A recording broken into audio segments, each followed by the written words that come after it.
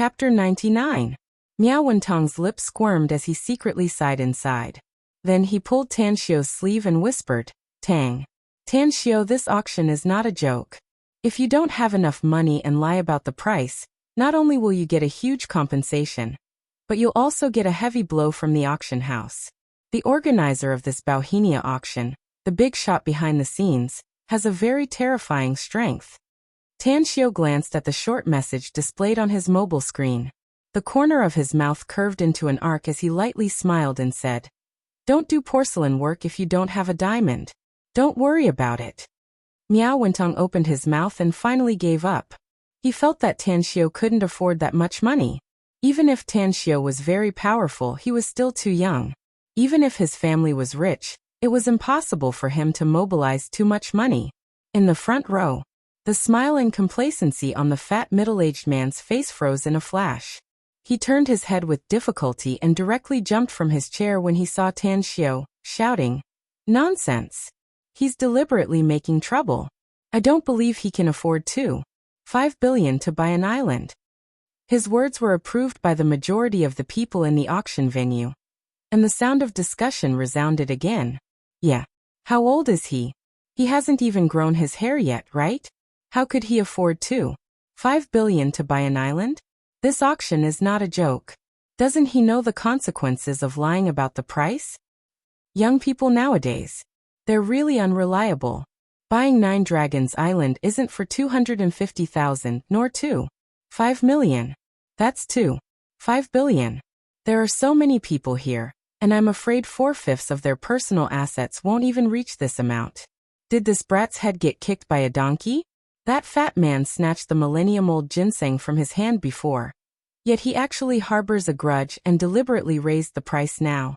Can't he see that the fat man has reached his limit and can't increase the price anymore? What a stupid guy. I really don't know what he's thinking. He's actually playing such a big joke for the sake of fighting back. If that fat man doesn't increase the price anymore, he'll probably be in a difficult position. Idiot. Tan Xiu's hearing was sharp, and he could clearly hear the discussions around him. However, he did not explain, but the smile on his face slowly faded. At this moment, the auctioneer Xiao Ai's heart was filled with worry. She knew that if Tan Xiu obtained the right to purchase 9 Dragons Island in the end, but he couldn't come up with that much money, the auction would be considered a failure. Not only would she not receive any commission, but her status in the auction would also plummet. But she was also aware of one thing. During the auction, she had no right to inquire about the amount of funds Tan Xiu had. What to do? The auctioneer, Xiao Ai, looked at the fat middle-aged man with a headache, and then looked at Tan Xiu. The fat middle-aged man glared at Tan Xiu and shouted again, "Auctioneer, I suggest that brat show his proof of funds. Otherwise, not only will your auction house's reputation be tarnished, but it will also disappoint the guests who come to your auction house." The auctioneer shot a deep look at Tan Xiu and finally helplessly said to the fat middle-aged man, "I'm really sorry, sir. I don't have the right to do that." Tan Xiu didn't even look at the fat middle-aged man, and instead spoke to the auctioneer. "I'd like to ask you something. Someone caused trouble in the auction. What measures will your auction house take? For example, a certain fat man who can't afford to lose and is desperate to do something. You're courting death, brat." The fat middle-aged man was burning with anger as he glared at Tan Xiu and roared. The auctioneer, Xiao Ai, cursed inwardly. She quickly stepped forward a few steps and said aloud, "Sir, regardless of whether he can afford it or not, he has already bid and our auction house will trade with him. Also, since he has bid, the rest is between our auction house and him. You have no right to interfere. Please sit down, we'll continue the auction. I'd like to ask if you still want to increase the price?" The fat middle-aged man's face turned red. He was full of anger but had nowhere to vent it. Although he had a bit of background and strength, he didn't dare to go against this auction house. With no other choice, he could only swallow his anger and sit in silence. The auctioneer, Xiao Ai, felt relieved inwardly. She was a bit disappointed to see that the fat middle-aged man didn't bid again, but she still said, "The current bidding price of 9 Dragons Island is 5 billion. Is there a higher price? If not, this 9 Dragons Island will belong to that handsome gentleman later." No one spoke. All eyes were on Tan Xiao, waiting for the result. I hereby announce that the owner of 9 Dragons Island is this handsome gentleman. Please take your ID and follow me to the backstage to handle the transaction procedures.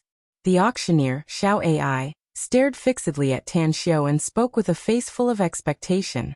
Tan Xiao got up and walked toward the backstage of the auction venue. The fat middle-aged man also abruptly got up.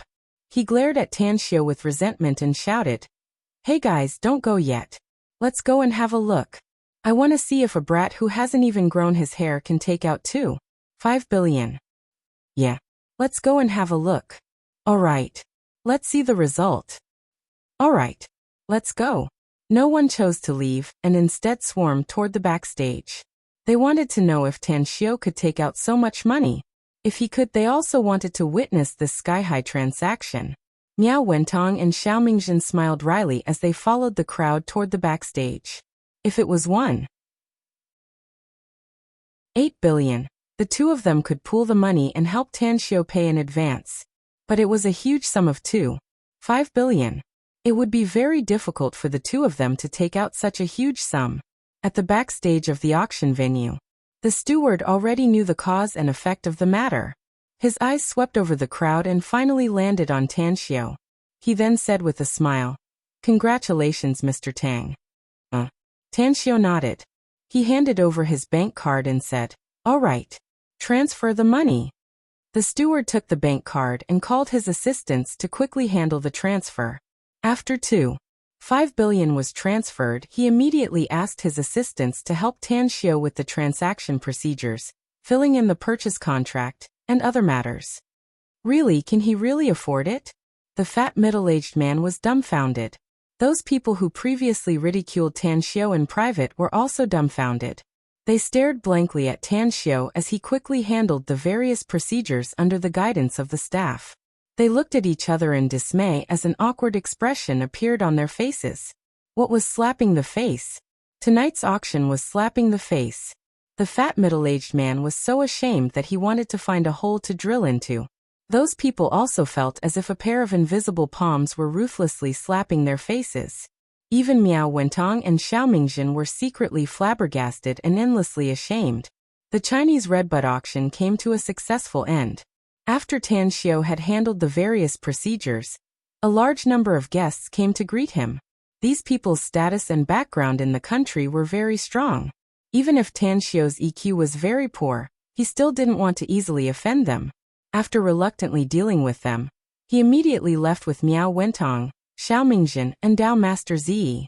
Half an hour later, in the presidential suite on the top floor of the Jarvis Hotel, Tan Xiao returned the 80 million yuan he borrowed from Jiarui Dao.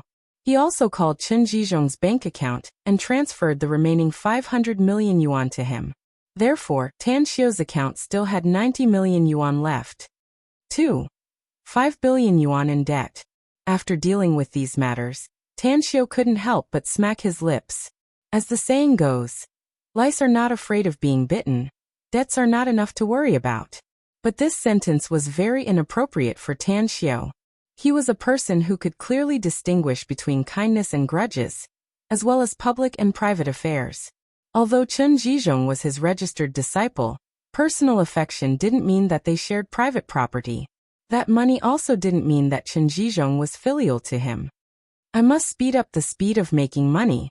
Tan Xiao went to the window and looked at the starry night sky. His mind was filled with all kinds of thoughts. After a long time, he remembered something. He left the suite and knocked on the door of the presidential suite next door. In the next suite, Miao Wentong and Xiao Mingjin didn't directly go to rest. They were in the brightly lit living room, smoking and chatting.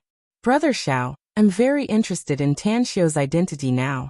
But the more I investigate, the more mysterious he is. Mysterious to an unbelievable degree." Miao Wentong puffed out a smoke ring and faintly said. Xiao Mingjin forced a smile and said, "You're not the only one who has this feeling. I also feel the same. According to the information I got, Tan Xiao comes from an ordinary family. He belongs to a single-parent family, and he doesn't have any big background. What I can't believe the most is that he had a car accident, causing him to be muddle-headed for a year. According to the investigation information, he was like a fool that year. But how can a fool do such sensational things? Miao Wentong nodded and said, his life background is as simple as a piece of white paper. Even if some color has been added recently, it's only recently that he has some relationship with the Long family in Star City. What I want to know the most is his master's background. But according to the investigation information, there are no clues at all. Xiao Mingjin nodded and sighed. Yes. He also wants to know who his master is. He wanted to know which terrifying big shot was able to train such a powerful young talent.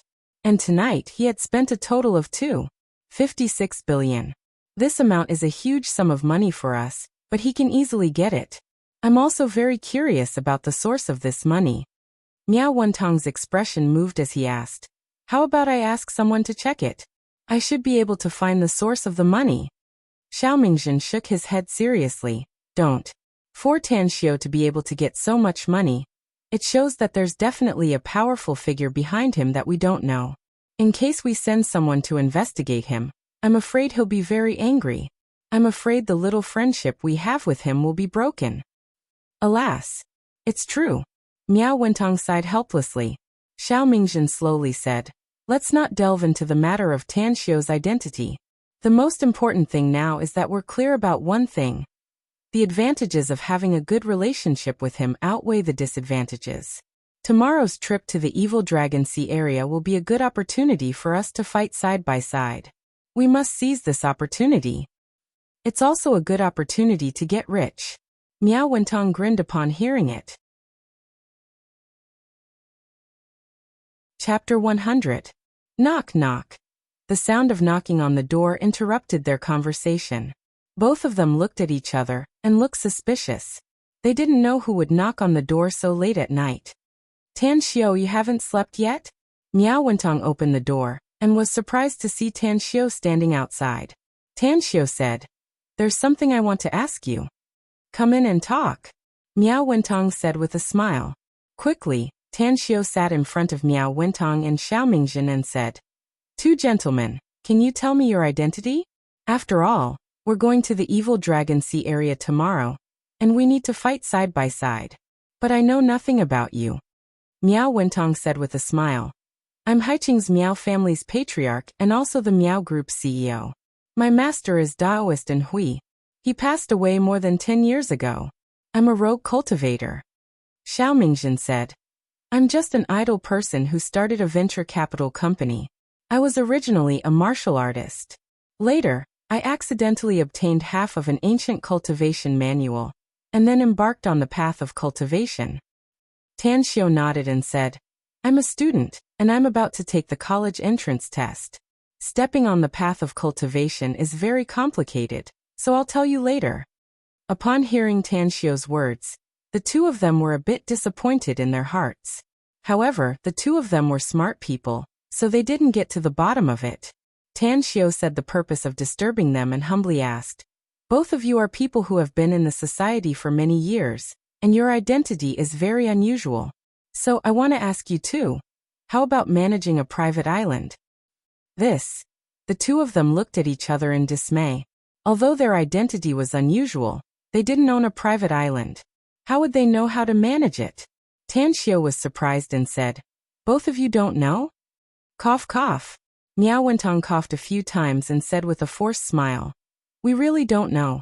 But I think it shouldn't be difficult to manage a private island. Nowadays, it's easy to get things done with money.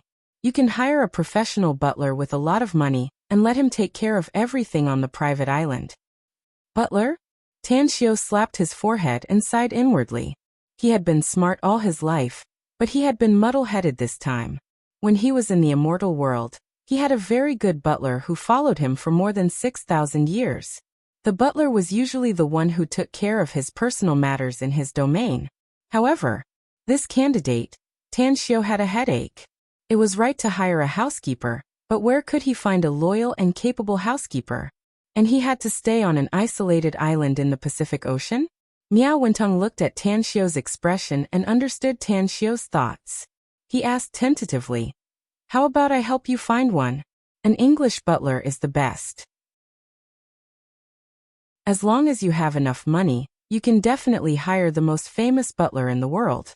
Tan Xiu shook his head and said, forget it. Let's talk about this later. The next day, a cargo ship anchored at Jingmen Island's port anchored and set sail. This cargo ship was obtained by Miao Wentong. He had some connections in Jingmen Island and could use it to transport fierce beast carcasses. On the cargo ship, apart from several crew members and 2 chefs, there were only Tan Xiu's group of 4. The blue sea was clear and the cool breeze was blowing gently. Tan Xiu came to the stern alone. He sat cross-legged on the deck and silently cultivated the heavenly art of cosmic genesis. Even though it was daytime, he could still absorb a trace of starlight. In his body, the 9 stars quietly floated, releasing resplendent rays of light, absorbing the surging star energy. Tan Xiu's expression suddenly moved while he was cultivating. He found that the star force he absorbed didn't come with the power of flames. But today, the sun was shining brightly. Many of the star force he absorbed came from the sun, and there was a trace of scorching heat in it. Heaven and earth are divided into yin and yang, and the universe is divided into 2 poles. Yin and yang fuse together to create perfection. Just as this thought emerged in Tan Xiu's mind, the star force he absorbed into his body began to crazily churn like boiling water. The 9 stars changed as the yin and yang pattern arranged themselves into a formation, causing the boiling star force to undergo a qualitative change. The fog-like star force was swallowed by the 9 stars at the same time as a gray airflow spurted out. This airflow was easily controlled by Tan Xiu.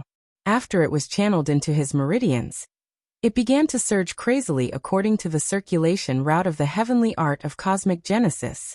Hiss! Tan Xiu's body violently trembled as a heart-wrenching pain gushed out from his meridians. His meridians were like thin pieces of paper that were easily torn apart. Then the gray airflow filled, nourished, and repaired them. As more and more gray airflow poured in, his meridians that had just been repaired began to swell, tear, and then be repaired again. Again and again. It was an endless cycle. Tan Xiu forgot about the time and everything in the world. He had suffered countless pain before, but he dared to swear that he had never encountered such terrible pain. At first, the pain only came from his meridians and flesh, but as time passed, the pain seemed to be everywhere. Even in the deepest part of his soul, there was an indescribable pain. In the depths of the vast universe, tens of thousands of stars vibrated at the same time.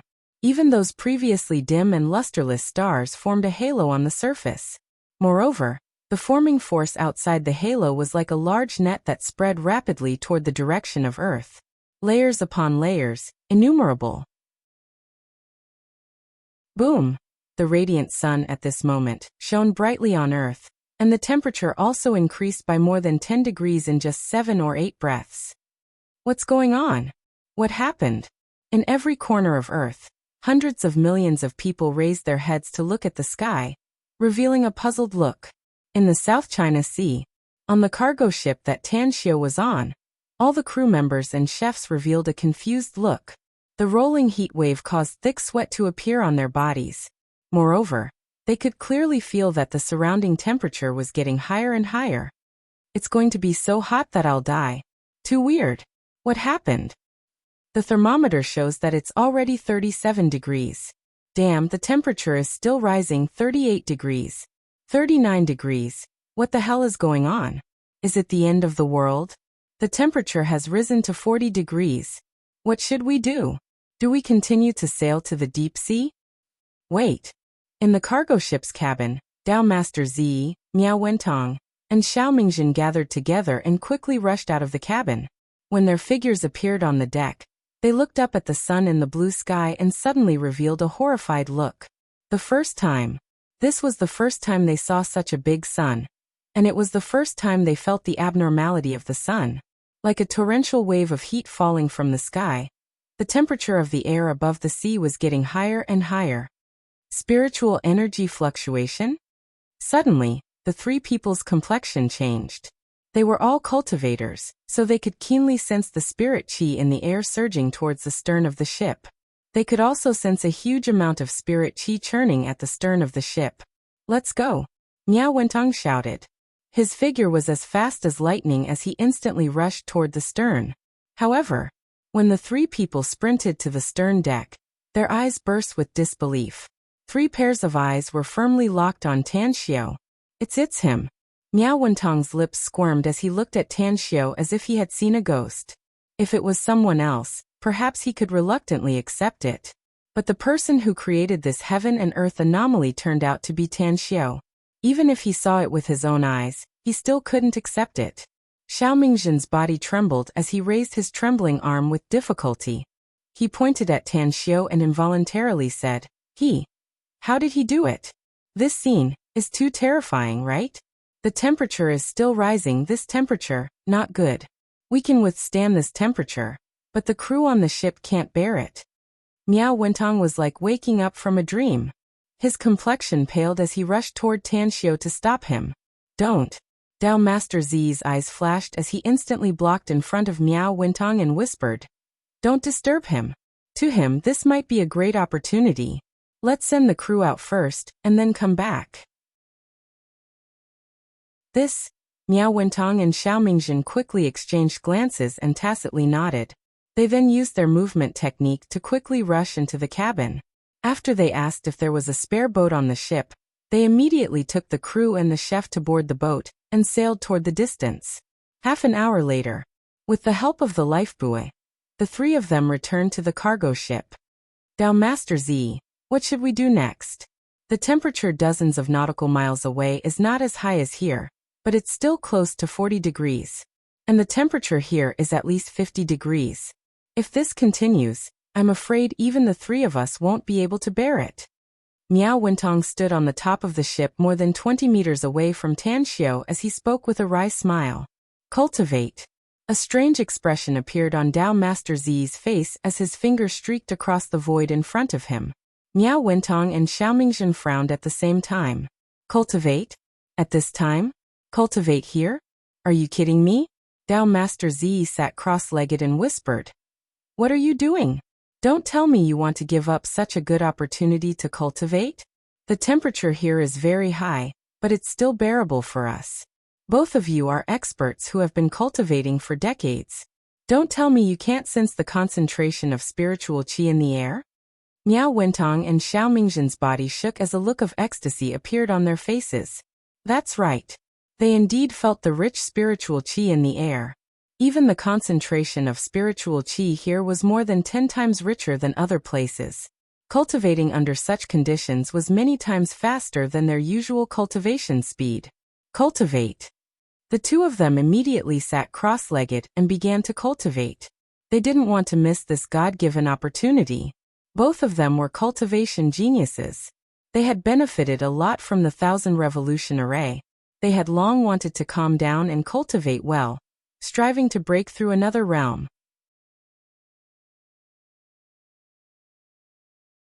Chapter 101.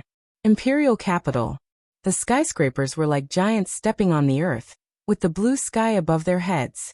In one of the buildings, Andy pushed open the door of an office in her high heels. She was only 1.58 meters tall, but she looked like a doll, delicate and cute. The twin peaks in front of her chest were majestic and spectacular. Childish face. At Sundara Loli. Andy came to the desk with a folder in his arms. He knocked on the desk and said, "Boss, the test results are out." Behind the desk, Kong Xia suddenly got up and took the folder from Andy while asking in a deep voice, "What's the result?" Andy said, "There are no harmful substances. It has very strong Chinese medicine ingredients." Really? Kong Xia's face lit up and she quickly opened the folder. Andy sat down on the chair in front of the desk and giggled. Of course it's true. It was clearly stated on the inspection report. In addition, according to your instructions, I have already registered the company at the Bureau of Industry and Commerce. The legal representative was Tan Xiao. As for the shares, you'll need to sign it in private. Kong Xia's eyes gleamed with wisdom. After reading the document, she said in a deep voice, "We can withdraw from here. The new company's HQ will be set up in Star City. Our preliminary work is to recruit researchers in the field of cosmetics, rent the factory, register the trademark, and package the 2 products. Within 2 months, the company must be set up and all the preliminary work must be ready." "Okay, Andy made a no-problem gesture and said with a sweet smile. After resting for a few months, we can start working again. I think Jack and Cruz will be jumping for joy, praising God and praising our future big boss. With excitement and fighting spirit, Kong Xia replied, Big boss is very interesting, very interesting. Except for the moment when I stepped into the workplace, I was very excited and full of fighting spirit. Since then, he had never felt this way again. At this moment, this feeling has returned. Andy was very curious about the man who was going to be her boss. Looking at Kong Xia's fighting spirit, she curiously asked, Boss, shouldn't you contact the boss? It seems that you haven't given him a definite answer yet, have you? Kong Xia's expression froze. She then took out her mobile and smilingly said, I forgot about this. Contact him now. After a while, a bit of anger was revealed on Kong Xia's face as she threw the mobile phone on the desk and said, The call can't be connected. I'll contact him again tonight. Get ready to finish everything we have to do in the Imperial capital as soon as possible. We'll rush to Star City in 2 days. Okay. Andy jumped up from his chair and dashed out of the room. In the South Sea, the cargo ship, which had already stopped sailing, was shrouded in torrential heat waves. Within a radius of dozens of kilometers, a large number of fish fled in all directions. At this moment, Tan Xiu's mind was completely clear as he continuously cultivated according to the heavenly art of cosmic genesis. Although the 9 stars were motionless, they were constantly absorbing the spirit chi from all directions and the power of the stars surging in from the universe. Absorb. Transfer the message. Tang Xiu named the gray substance that was eventually formed as Star Force. Star power was like the true essence cultivated by cultivators, and the immortal essence cultivated by immortal cultivators. It was the foundation of a cultivator, the source of energy. In Tan Xiu's meridians, the surging star power expanded the width of his meridians and tempered their toughness. The process was painful, but the result made Tan Xiu feel happy. More than 10 meters away from Tan Xiu on the top of the ship, Dao Master Zi, Miao Wentong, and Xiao Mingjin were also sitting cross-legged in cultivation, desperately absorbing the spirit chi from all directions. Although their absorption speed was very fast, it was simply a drop in the bucket compared to the rich spirit chi all around. It was not worth mentioning. Pop! Miao Wentong was the first to open his eyes. His eyes were filled with an intense pleasant surprise as he looked at Tan Xiu with a grateful expression. He had a breakthrough. He had been stuck at the previous stage for nearly 2 years. In these 2 years, no matter how hard he cultivated, he was always unable to break through. Even the legendary heavenly abode probably can't compare to the spirit chi concentration here, right? Miao Wentong's heart was filled with satisfaction as he secretly praised. Half an hour later, Xiao Mingjin also woke up from his cultivation. Because of the breakthrough in his cultivation, he was also filled with ecstasy. He was also deeply grateful to Tan Xiu. You also broke through? Miao Wentong's expression moved as he asked in a low voice. Xiao Mingjin was surprised. Don't tell me you also. Miao Wentong heavily nodded and said, Cultivating in an environment with rich spirit chi is indeed twice the result with half the effort. After being stuck for 2 years, I've finally broken through. Xiao Mingjin turned his head to look at Tan Xiu and said with a smile, We owe Tan Xiu a big favor. If it weren't for him, we simply don't know when we would have broken through. Yeah. Miao Wentong agreed. I originally thought that I would need at least a few years to break through. I didn't expect that I would break through now. Soon, Dao Master Zi also woke up from his cultivation.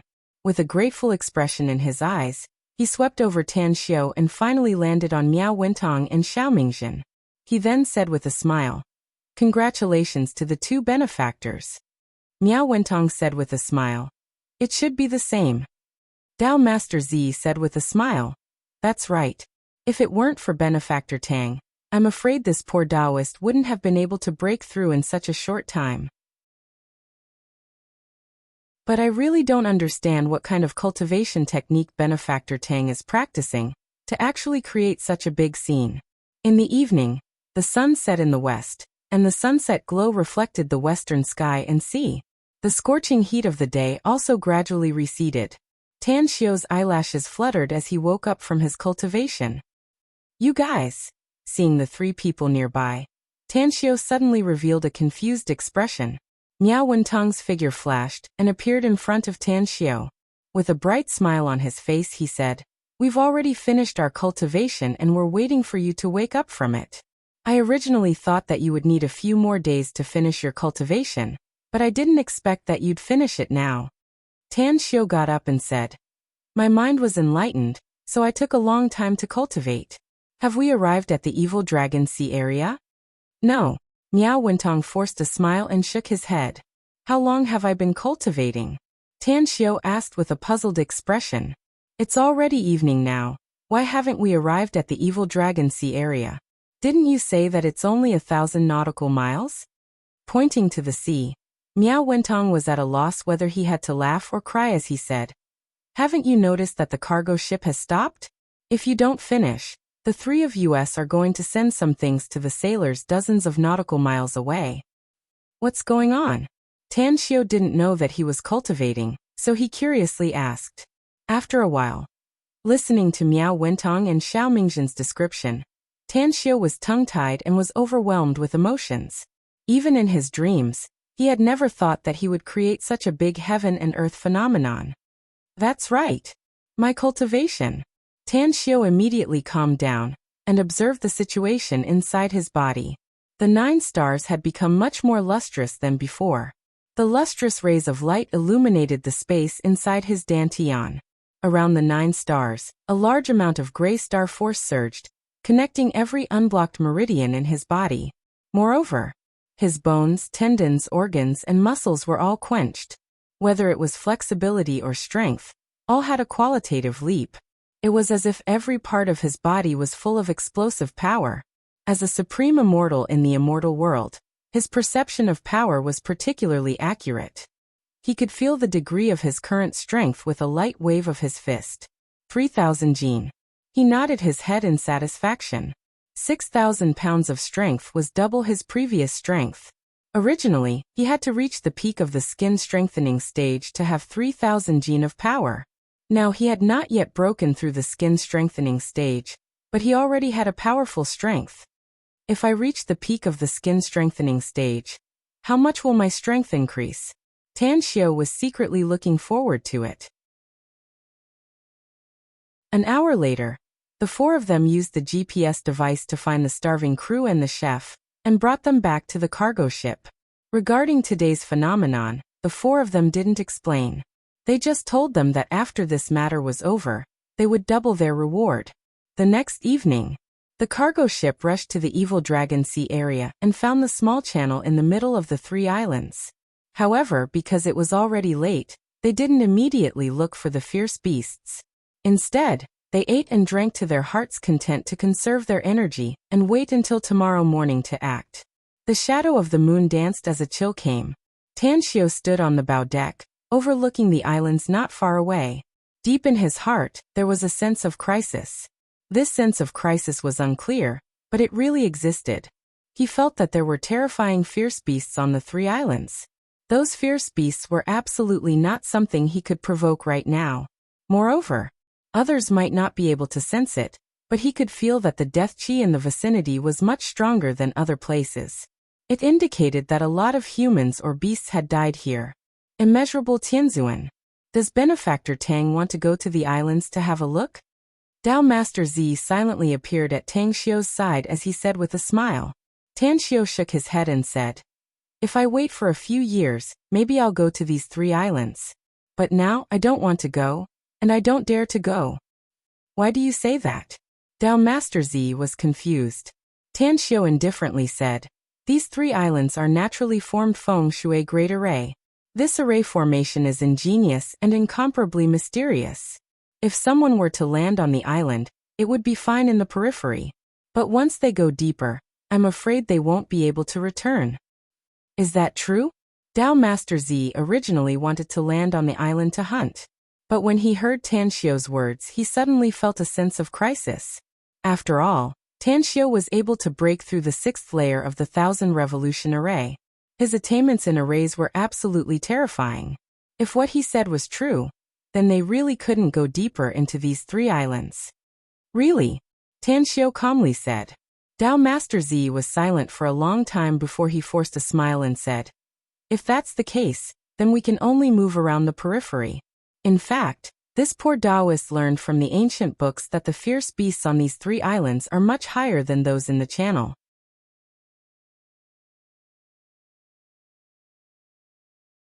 Chapter 102. With both hands behind his back, Tan Xiu calmly said, you must act according to your capabilities. High-level fierce beasts may be more beneficial for us, but we must be alive to enjoy them. That's right. Dao Master Z lightly flicked his horsetail whisk with a face full of approval. He was very old and had lived for a very long time. He had seen countless people who sacrificed their lives for treasures. Just like the common saying in the secular world. Money is a good thing, but having the life to earn it but not having the life to spend it is the saddest thing. He was silent for a moment before he looked at Tan Xiu and said, Benefactor Tang, there is a question in this poor Taoist's mind that has been bothering me for several days. I don't know if this poor Taoist should ask it or not. Tan Xiu said, there's no harm in asking. Dao Master Z asked, Benefactor Tang's cultivation should not be high. But how could you cause such a terrifying phenomenon yesterday? This poor Taoist has read a lot of documents and ancient books. There are also many records about cultivators, but none of them can cause such a phenomenon. Tan Xiu said, I don't know. Dao Master Z calmly looked at Tan Xiu for half a minute. Looking at Tan Xiu's expressionless face, he secretly sighed and said, since Benefactor Tang doesn't know, then forget it. This poor Taoist won't bother Benefactor Tang anymore. I'll go rest first. You won't be able to rest. Tan Xiu's eyes suddenly focused as he looked into the distance and lightly said. Dao Master Z raised his eyebrows and asked, Benefactor Tang, why do you say that? Tan Xiu pointed to the distant sea and said, there are more than a dozen fierce beasts in the sea a kilometer away from us.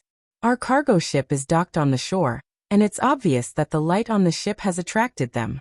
Call Miao Wentong and Xiao Mingjin to come out. We need to lure those fierce beasts away. Dao Master Z asked, why do we need to lure them away? If you want our identity as cultivators to be spread like wildfire, then go ahead and fight those fierce beasts in this vicinity, said Tan Xiu lightly. You can go all out and fight those fierce beasts here. Those crew members? When Dao Master Z heard this, he immediately sobered up. Tan Xiu turned his head and looked at Dao Master Z's back. Then he returned to the cabin and took out the things he had prepared. Afterwards, he jumped down from the bow and lightly touched the sea surface with his toes. In just 2 breaths, his feet had already landed on the coastline. His speed was very fast. After traveling 10,000 meters along the coastline, he immediately began to set up a formation. Before coming, after he finished drawing the talismans, he also prepared a lot of jade stones as the foundation of the array. In fact, even before he arrived, he had already thought of the formation he was going to set up. Defensive array, illusory array, killing array. The combination of the 3 powers was the simplest and easiest formation to set up, the illusory killing formation. Setting up this kind of array formation did not require the assistance of spiritual sense, nor did it require a cultivation realm. If it was when he stood at the peak of the immortal world, he wouldn't need anything at all. With a wave of his hand, he would be able to inscribe formation markings in space and set up a grand formation with monstrous might in the blink of an eye. 2 minutes later, the illusory killing formation was successfully arranged by Tan Xiu, and half of the jade stones and talismans he had brought with him had been used up. Whoosh! Tan Xiu's figure flickered. When he returned to the cargo ship, he saw Dao Master Z and the other 2 standing side by side on the coastline. Dao Master Z was holding a horsetail whisk with a solemn expression. Miao Wentong was holding a longsword, looking as steady as Mount Tai, and Xiao Mingjin was holding a long blade with a looming killing intent. 3 of you, what about those fierce beasts? Tan Xiu patrolled the sea area, but he didn't find any trace of fierce beasts. Miao Wentong pointed at the sea in front of him and said, they have sunk and haven't launched an attack for the time being. All the crew members have fallen asleep, so I've turned off the electric switch on the entire ship. They can only guess the position of the cargo ship, so they didn't attack in time. Tanxiu said, "What kind of fierce beasts are those?" A trace of a wry smile appeared on Miao Wentong's face as he said, "White alligator. It's a pack of white alligators." White alligator. With a puzzled expression, Tanxiu looked at Miao Wentong and asked, "Are these fierce beasts very powerful? Is their grade high?" He was in the immortal world, so he knew that fierce beasts were divided into grades. But he didn't know if the fierce beasts on Earth were divided into grades or not. Miao Wentong said, "Second-class fierce beasts. They're very powerful. If I encounter a second-class fierce beast, I might still have the strength to fight. But if I encounter 2 or 3 of them, I'm afraid I can only run away." Tanxiu said, "Explain to me the classification of fierce beasts." "You don't know?" Miao Wentong asked in astonishment. Tanxiu shook his head and said, "I don't know." Miao Wentong said, "Fierce beasts are divided into 3 grades. Fierce beasts that have just opened their spiritual wisdom, and their strength and speed have increased sharply are first-class fierce beasts, also known as junior fierce beasts. Fierce beasts that have the spiritual wisdom of 7 to 8 years old children are second-class fierce beasts. A second-class fierce beast can easily kill dozens of first-class fierce beasts. Third-class fierce beasts with mature spiritual wisdom are absolutely terrifying existences. They are few in number, and their attack power is astonishing. Even if I and Brother Xiao join forces, I'm afraid we're not a match for a third-class fierce beast. I've never encountered a third-class fierce beast. I've only encountered a second-class fierce beast twice. At that time, my cultivation was not high, so I ran away twice." Dao Master Ziyi shook his head and said, "There are also 4th-class fierce beasts. I've read the information about 4th-class fierce beasts in ancient books. In history, there were several records of 4th-class fierce beasts wreaking havoc in the world. 4th-class fierce beasts can also become demonic beasts. Not only do they have terrifying strength and speed, but they can also call the wind and summon the rain, as well as release magical arts." "Really?" Miao Wentong and Xiao Mingjin revealed a horrified expression. Dao Master Zi said, "Indeed." Tanxiu said, "I understand. Let's pay attention to our vigilance. Once those white alligators appear, we'll immediately lead them to the coastline 10,000 meters away from the left side. I've already arranged an array over there. When the time comes, it will be a lot easier to hunt and kill them." "All right." The trio was overjoyed. 10 minutes later, Tanxiu's group of 4's complexion changed. Because more than 20 white alligators appeared on the surface of the sea. These white alligators had snow-white bodies, and their size was several times bigger than an ordinary alligator. "There are too many fierce beasts. We must not get entangled with them. We must lead them to the array arranged by Tanxiu as soon as possible," Dao Master Zi said with a solemn expression. Xiao Mingjin leaped up. His figure was like a sharp arrow as he dashed toward those white alligators. The long blade in his hand fiercely slashed at the foremost white alligator more than 10 meters away. Boom! That white alligator had already noticed Xiao Mingjin pouncing on it. Its body quickly descended, trying to avoid Xiao Mingjin's attack. However, Xiao Mingjin's speed was extremely fast. His long blade split the sea surface and directly hit that white alligator's back. What made Xiao Mingjin's wrist numb was that his all-out attack was only able to break the white alligator's scales, giving it some injuries and not directly killing it. More than 20 nearby white alligators simultaneously locked their target on Xiao Mingjin and rushed toward him. "Let's go." Xiao Mingjin didn't want to continue fighting and instantly retreated. Tanxiu dashed forward and took out a yellow talisman from his hand. The moment Xiao Mingjin retreated to the shore, his star power flowed into the talisman along his arm. In an instant, the talisman flew out from his hand and turned into a lightning bolt 10 meters away from him. Then it struck the several white alligators that were chasing after him. Puff, puff, puff. Those few white alligators' scales were smashed by the lightning bolt as they screamed and howled. At the same time, several lightning bolts struck the sea surface. Because of the conduction of electricity in the water, the surrounding white alligators suddenly felt numb, and their speed slowed down for a moment. Lightning talisman? Xiao Mingjin and the other two's complexion changed as they looked at Tanxiu with fiery eyes. Although they were cultivators, they didn't know how to engrave talismans, let alone make the legendary lightning talisman. Don't just stand there. Those white alligators have been provoked. Lead them to the array I've arranged. Tan Xiu quickly retreated and moved toward the left side of the shore.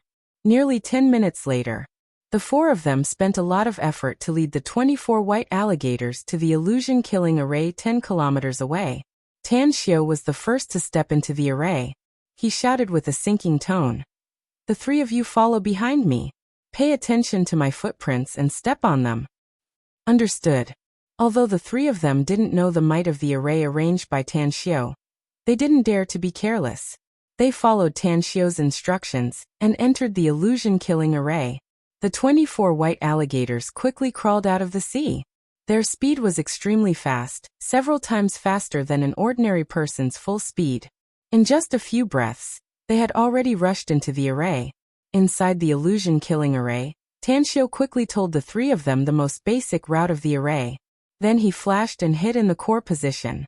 Although his strength had doubled, he was still not the opponent of these second-class fierce beasts. If he didn't use the lightning talisman, even if he could kill a white alligator, he would probably lose his life. In the array's core, Tan Xiu quietly stood there, looking at the white alligators that broke into the illusion-killing array. They were like headless flies scurrying in all directions. From his position, he could clearly see everything inside the illusion-killing array, but the others and the white alligators couldn't see him. Xiao Mingjin and Miao Wentong's fighting prowess was astonishing.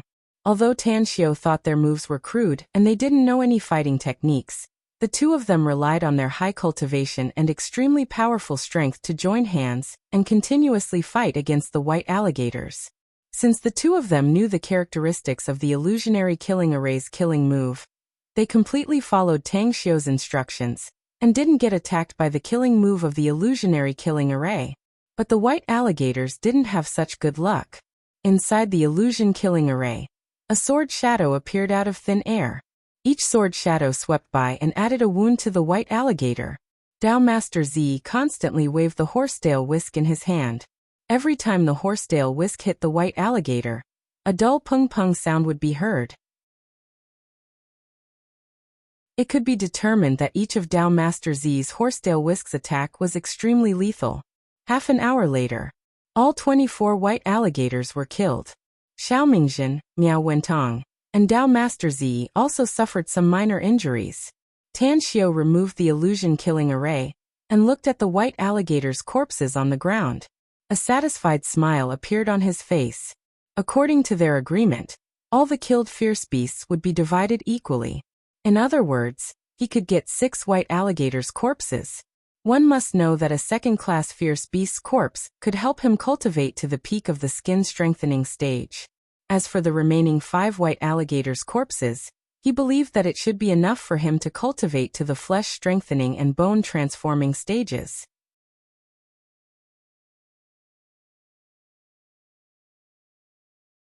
Chapter 103. Benefactor Tang, our luck is excellent. We've just arrived here and we've already killed so many second-class fierce beasts. I think it's almost enough. Should we go back now? Dao Master Zi came before Tan Xiu. He wiped the blood from the corner of his mouth and asked with a smile. Tan Xiu asked, "Don't we still need to look for precious ores?" Dao Master Zi forced a smile and said, "If we want to look for precious ores, we need to go deep into the island. Benefactor Tang, aren't you afraid of encountering danger in the island?" Tan Xiu stared blankly for a moment and immediately gave up the idea of looking for precious ores. Although it was said that nothing ventured, nothing gained. But if someone knew that they were going to die, then they were either mentally ill or sleepwalking. He was neither sick nor sleepwalking, so he wouldn't do something that would overestimate his own capabilities. At the very least, not now. Tan Xiu was silent for a moment and then seriously said, "Such being the case, let's go back. We'll move the carcasses of these 24 white crocodiles back to the cargo ship first." Although Miao Wentong was injured, he was still immersed in excitement at the moment. Upon hearing Tan Xiu and Dao Master Zi's words, he quickly said, "Are we going back like this? Although we've hunted 24 second-class fierce beasts, we've just arrived. It's too much of a pity to go back like this. I just talked with Brother Xiao. I think we should stay here for a few more days. If we find more fierce beasts, we can also kill a lot of them. Dao Master Z shook his head and said, "It's our great luck to run into this flock of white crocodiles. Although there are fierce beasts in this evil dragon sea area, their numbers are not many. With the appearance of this flock of white crocodiles, I'm afraid it's very difficult for these fierce beasts to tolerate other fierce beasts here. If this poor Taoist's inference is correct, the other fierce beasts in this evil dragon sea area have been hunted or driven away by this flock of white crocodiles." Miao Wentong was speechless. If it was Tan Xiu who said this, perhaps he could refute one or two. After all, he thought that Tan Xiu was too young and had too little experience. But Dao Master Z was much older than him, and had experienced too many things in his life. Whether it was experience or character, he respected him. Xiao Mingjin said with a smile, "Since Dao Master Z said so, then let's go back. Each of us can get 6 of the 24 level 2 vicious beasts' corpses. It's time to be satisfied." Miao Wentong said with some unwillingness, "But we haven't gotten any precious ores yet. Didn't Dao Master Z say that there are precious ores on the nearby islands?" Dao Master Z said, "Indeed. However, Almsgiver Tang predicted that there were ferocious creatures on these 3 islands. Therefore, it's better to believe that it's true than not. Don't be a greedy person who's never satisfied. Go back." Miao Wentong did not want to be looked down upon and seen as a greedy person, so he said decisively. However, in his heart he did not think much of it. Humans die for wealth, birds die for food. Seeking wealth amidst danger has always been a coexistence of danger and opportunity. 2 hours later, the corpses of the 24 white crocodiles were all sent back to the cargo ship by the 4 of them. After seeing the corpses of the white crocodiles, the sailors were shocked. However, Miao Wentong had ordered them to keep quiet and also promised them some benefits, so they acted as if they had seen nothing. After returning to Jingmen Island, Tan Xiu entrusted Miao Wentong to send the assigned white crocodiles' corpses to Star City's Southgate town. Then, he went alone to Jingmen Island's medicinal herbs market. On the way back to Jingmen Island from the South China Sea, he inquired about the situation of Jingmen Island's medicinal herbs market from Miao Wentong and the others, and the result made him very surprised. Nowadays, the famous mountains and rivers in the country had been seriously developed, and many precious herbs had been extinct. But Jingmen Island was different. Jingmen Island was located in the South China Sea, and there were many islands nearby. Many of the islands had not been visited for thousands of years. Once a large number of herbs were picked, they would be sent to Jingmen Island's medicinal herbs market. Therefore, the scale of Jingmen Island's medicinal herbs market was comparable to the imperial capital's medicinal herbs market and the demon capital's medicinal herbs market. Occasionally, there would be extremely precious herbs that would attract countless medicinal herbs merchants and big buyers. Neat and clean. This was Tan Xiu's first impression of Jingmen Island's medicinal herbs market. On both sides of the wide street, there were stalls, and behind each stall, there was a stall owner greeting the customers. Tan Xiu found that the entire medicinal herbs market was divided into 4 areas. A, B, C, and D. Area A and Area B belonged to the stall area. These 2 areas had 4 streets, and there were thousands of medicinal herb stalls. Area C and Area D belonged to the store area. They also had 4 streets, and the number of stores was exactly 500. Tan Xiu still had 90 million yuan in his account. It seemed to be a huge amount, but if he wanted to buy a large number of precious herbs, it was pitifully small. A 1,000-year-old wild ginseng was already so expensive that it could make one's hair stand on end. Perhaps, the price of other precious medicinal herbs would not be much different. Therefore, Tan Xiu strolled around the stall area. Last time in Star City's medicinal herbs market, he had found an incomparably precious medicinal herb, blood spiral snail. This time, he wanted to buy a large number of medicinal herbs. On one hand, he needed to collect the medicinal herbs needed to concoct the Golden Bell liquid. On the other hand, he also needed to buy the medicinal herbs needed to concoct the spirit congealing pill. Whether it was the Golden Bell liquid or the spirit congealing pill, Tan Xiu knew that it would be very difficult to collect all the medicinal herbs, but he could exchange them for other medicinal herbs with the same efficacy. Little brother, are you here to buy medicinal herbs? A bearded middle-aged man pushed a cart and stopped after seeing Tan Xiu and asked. Yes, Tan Xiu said. The bearded middle-aged man said with a smile. Little brother, do you want to buy a lot of medicinal herbs? If so, how about renting me as a porter? The rent is absolutely cheap. Porter? Tan Xiu asked, the confusion in his heart. After the middle-aged man's explanation, he understood that the porter was a person who rented a cart to help transport the medicinal herbs. He thought for a moment, nodded and asked, What's the price? The bearded middle-aged man was happy and quickly said, If you only buy a cart of medicinal herbs, you only need 100 yuan for 2 hours and 200 yuan for 5 hours. If you want to buy more than a cart, I suggest you directly book it for a day, 500 yuan a day. Tan Xiu pondered for a moment and asked, Are you familiar with this medicinal herbs market? The bearded middle-aged man grinned and said, Yes, I'm very familiar with it. I've been a porter here for 8 years. Which stalls medicinal herbs are good? Which stalls medicinal herbs are bad? Which stores medicinal herbs? And which stores medicinal herbs are genuine? I know them all. It seems that this is your first time coming to Jingmen Island's medicinal herbs market, right? I didn't explain it clearly. If you want me to be your porter, I also have the responsibility to be your guide and help you introduce the situation of the medicinal herbs market. Tan Xiu said, I'll give you 1,000 yuan to be my porter for a day. Double? The bearded middle-aged man was overjoyed. His expression turned respectful as he said with a smile, Little brother is a straightforward person. I, Zhao Dazhuang, will definitely make you feel that it's worth it. If you need any medicinal herbs, you can tell me and I'll take you there secretly. Tan Xiu shook his head and said, Just follow me for a stroll first. If I can't buy the medicinal herbs I want, I'll let you take me to find them. All right. The bearded middle-aged man happily agreed. 2 hours later, Tan Xiu had bought all the medicinal herbs needed to concoct the golden bell liquid. Moreover, he wanted 10 times the amount of each medicinal herb. The small cart pushed by the bearded middle-aged man was about to be filled to the brim. Tan Xiu had just completed the last transaction and was about to continue to buy the other medicinal herbs needed to concoct the spirit condensation pill. Suddenly, he found that a lot of people had gathered in the square between the stall area and the store area.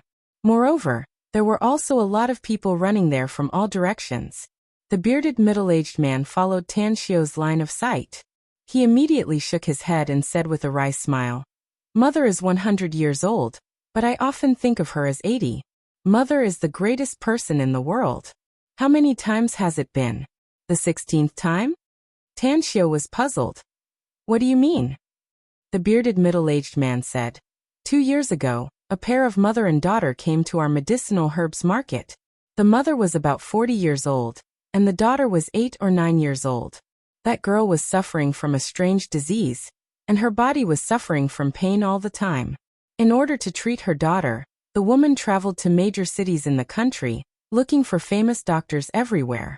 Unfortunately, she tried her best to find countless Western doctors and Chinese medicine doctors, but none of them could cure her daughter's strange disease. In the past 2 years, she brought her daughter to us. Every once in a while, she would set up an arena in the central square of the medicinal herbs market and let all the famous doctors come to diagnose and treat her daughter. She also threatened that whoever could cure her daughter, she was willing to give all of her millions of family fortune. 2 years have passed. Not only did she not find a divine doctor to cure her daughter, but she also spent most of her millions of family fortune. It has been 2 months since the last time she set up an arena here. The last time she had hundreds of thousands of family fortune, and it is estimated that this time it will be less than the last time. Tan Xiu looked at the bearded middle-aged man in a daze, and a sour feeling surged in his heart. The thread in the hand of the loving mother was tightly sewing the clothes of the wanderer before he left, for fear of returning late. Mother! She was indeed the greatest person in the world. Tan Xiu had been in the immortal world for thousands of years, and the person he missed the most was his mother. The mother who held him in the palm of her hand and kept him in her mouth, afraid that he would melt. In a flash, his heart was moved with compassion. Come with me to have a look. After saying that, Tanxiu strode toward the square between the stall area and the shop area. A half-meter-high platform was temporarily set up in the center of the square, which was not very big. Several security personnel of the medicinal herbs market were maintaining order. A single bed was placed on the platform of more than 20 square meters, and a shivering little girl was curled up on the bed. Beside the bed was a middle-aged woman with a miserable expression on her face. She constantly glanced at the crowd around her with eyes full of expectation. Everyone, I only have 300,000 left. I beg you, whoever can cure my daughter, I will give all the remaining money to him. The child is too young, she shouldn't bear so much pain. This is Jingmen Island's medicinal herbs market. There must be a lot of Chinese medicine doctors here. I beg you.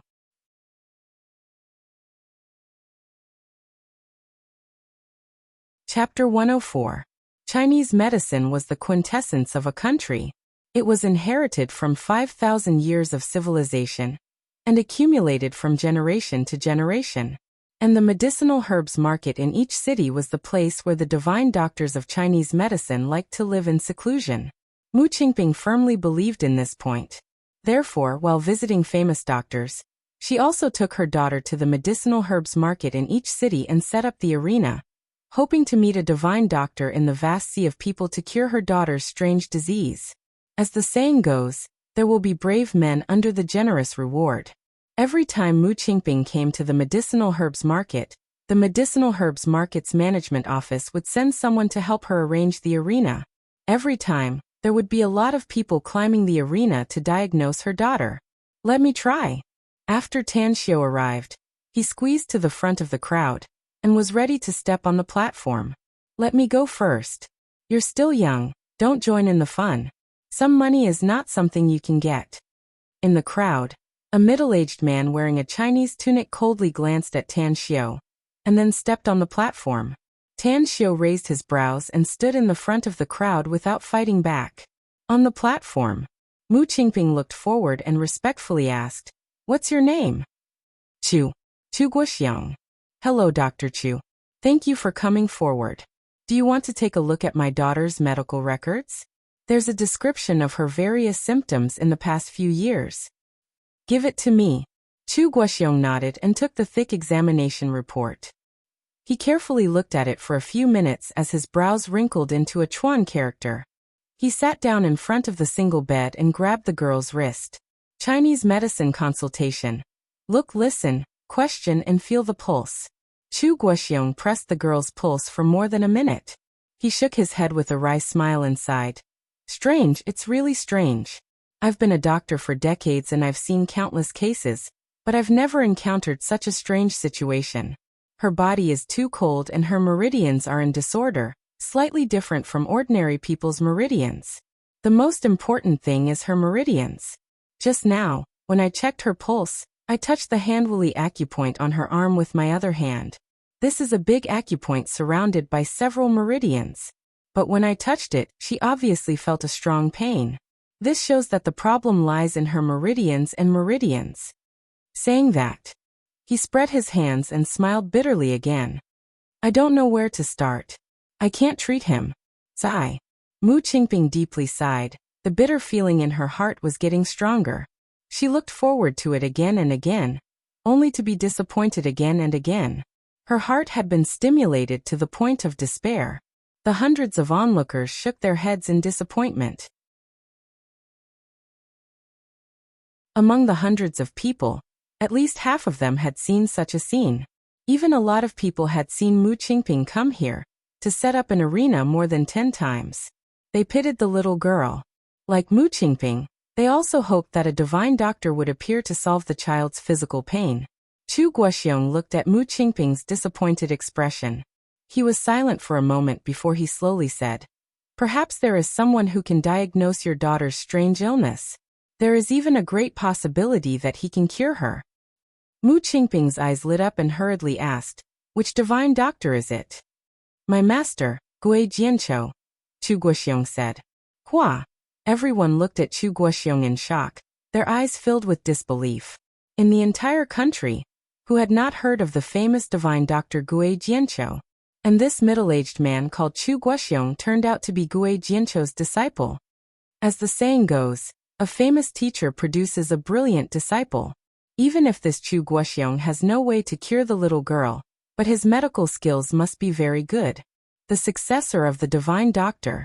Today is really a blessing of 3 lifetimes to be able to see the successor of the divine doctor. The divine Dr. Gue Jianqiu hasn't appeared for nearly 20 years. Where is he now? The disciple of the divine doctor can't cure the little girl. I'm afraid there's no hope. We met a great god.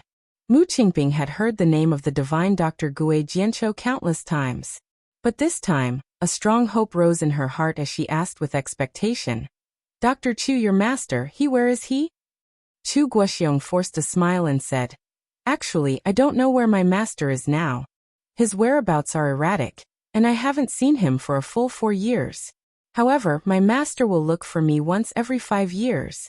When I see my master again, I will naturally tell him about your situation. At that time, if he is willing to help, I will contact you.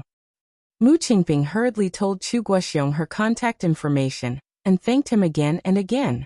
Tan Xiu, who was standing in front of the crowd, was slightly moved when he saw Chu Guoxiong's diagnosis.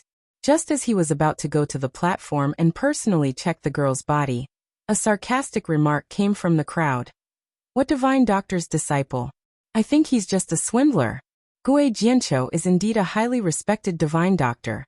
His medical skills and moral character are admirable. But the successor of the divine doctor can't even cure a little girl?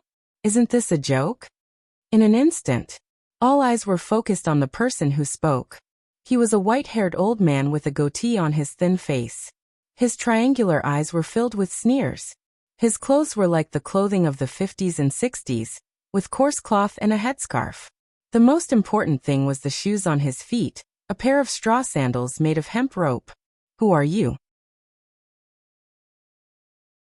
Chu Guoxiong's brows deeply wrinkled as he looked at the old man with hostility. The old man sneered and said, You don't have the qualification to know who this old man is. Perhaps that old geezer Gue Jianqiu will know this old man when he comes. Chu Guoxiong's eyes narrowed. After a moment of silence, he cupped his hands and said, I don't need to explain whether my master is the divine Dr. Gue Jianqiu or not. Since you look down on me and think that I'm incompetent, why don't you personally diagnose and treat this little girl? If you can cure her, it can be regarded as a great deed with boundless virtue. The old man arrogantly said, Since this old man has come forward, I will naturally cure her. After saying that, he walked to the platform and came to the bedside and sat down. He examined the medical records, observed the body language, and felt the pulse. The old man was very skillful in the process of Chinese medicine consultation. The arrogant look on his face gradually turned solemn as time went by. When his fingers were removed from the girl's pulse, his whole face turned dark. Mysterious ice veins, 1,000 needles body. The old man spat out these words with difficulty and silently got up. Mu Qingping's breathing once again became hurried. Although she couldn't understand the meaning of the old man's words, but she seemed to see a glimmer of hope as she hurriedly asked, Old man, can you cure my daughter's strange illness? With a touch of pity in his eyes, the old man shook his head and said, Don't bother. She was born with the 1,000 needles body and the mysterious ice veins in her body. Besides, there's no time. Mu Qingping's complexion changed as she hurriedly asked, Old man, what do you mean by this? My daughter, The old man sighed. I've read about this kind of physique in ancient Chinese medicine books. She should have started to fall ill in the last 2 or 3 years, right? Mu Qingping's pupils contracted as she said, Yes, more than 2 years ago. My daughter was originally fine, but her father had a car accident. I heard that she became seriously ill and had a high fever for 7 days. Then she became like this. The old man helplessly said, If she was treated in those 7 days, there might be hope. But it's too late now. She can persist for more than 2 years under such pain. It's really a miracle. This child is very pitiful. The pain she endured is simply unimaginable to ordinary people. I think if it weren't for her extremely strong willpower, perhaps she would have already. Mu Qingping's tears burst out. How could she not know the pain? Her daughter was in so much pain every day that she fainted at least 10 times a day. But every 2 or 3 hours, she would wake up again and continue to endure the pain. Plop! Mu Qingping knelt in front of the old man. Her white teeth bit her lips, causing blood to ooze out. With a deep pleading tone she cried, "Old man, please think of a way. As long as I can save my daughter, I'll do anything you want. As long as my daughter can be healthy, I'll give my life to you." The old man shook his head and said, "This old man can do it. Let alone me. Even if Hua Tuo or Bian Ke were to be reborn, it would still be difficult to cure her. As for Gue Jianqiu, that old man is even worse. Listen to my advice. Instead of letting her be immersed in pain every day, it's better to let her, alas." "Impossible!" Mu Qingping screamed. She suddenly crawled up from the ground. Her eyes were like a hungry wolf as she stared at the old man and shouted, "Absolutely impossible. My daughter can be cured. She can be cured. You're a liar. Get the hell out of here. Get the hell out of here." Her cries were like a cuckoo crying blood. Among the hundreds of onlookers, some soft-hearted people had already begun to wipe their tears. They were distressed for the little child, and were also infected by Mu Qingping's heart-wrenching cries. "Is it my turn now?" Tan Xiu strode to the platform as he coldly looked at Chu Guoxiong and the old man and spoke indifferently. Chu Guoxiong originally wanted to ridicule the arrogant and despotic old man. But Mu Qingping's appearance made him sad and gave up the idea of ridiculing him.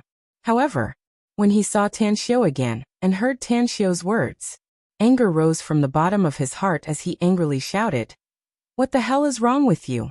Don't you understand my words?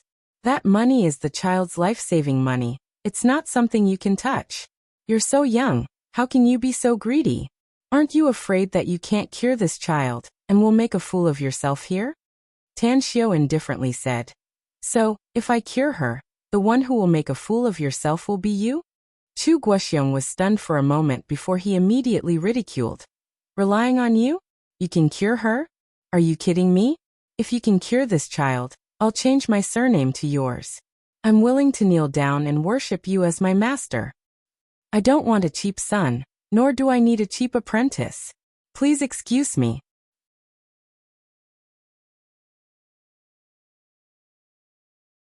Chapter 105. Tan Xiu was the kind of person who would respect others 10 times if they respected him.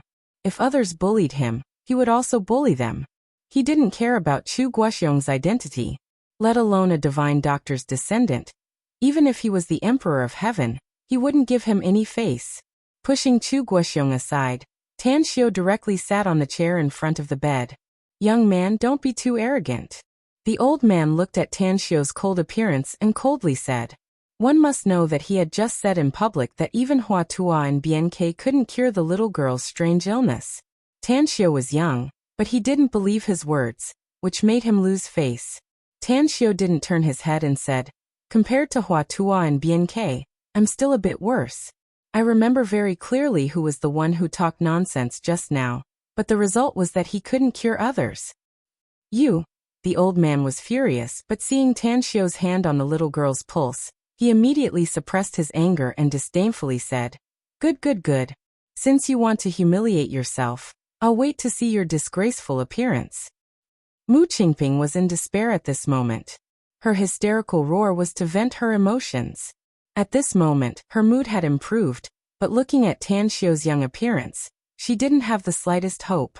Furthermore, upon hearing Chu Guoxiong and the old man's ridicule toward Tang Xiu, the kind-hearted her hesitated for a moment before she bitterly said, "Little brother, thank you for your kindness, but let's forget about it." Tan Xiu didn't answer.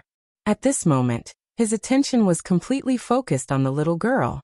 Although the little girl was still unconscious at the moment, Tan Xiu could sense the condition of her body through her pulse. "My guess is right."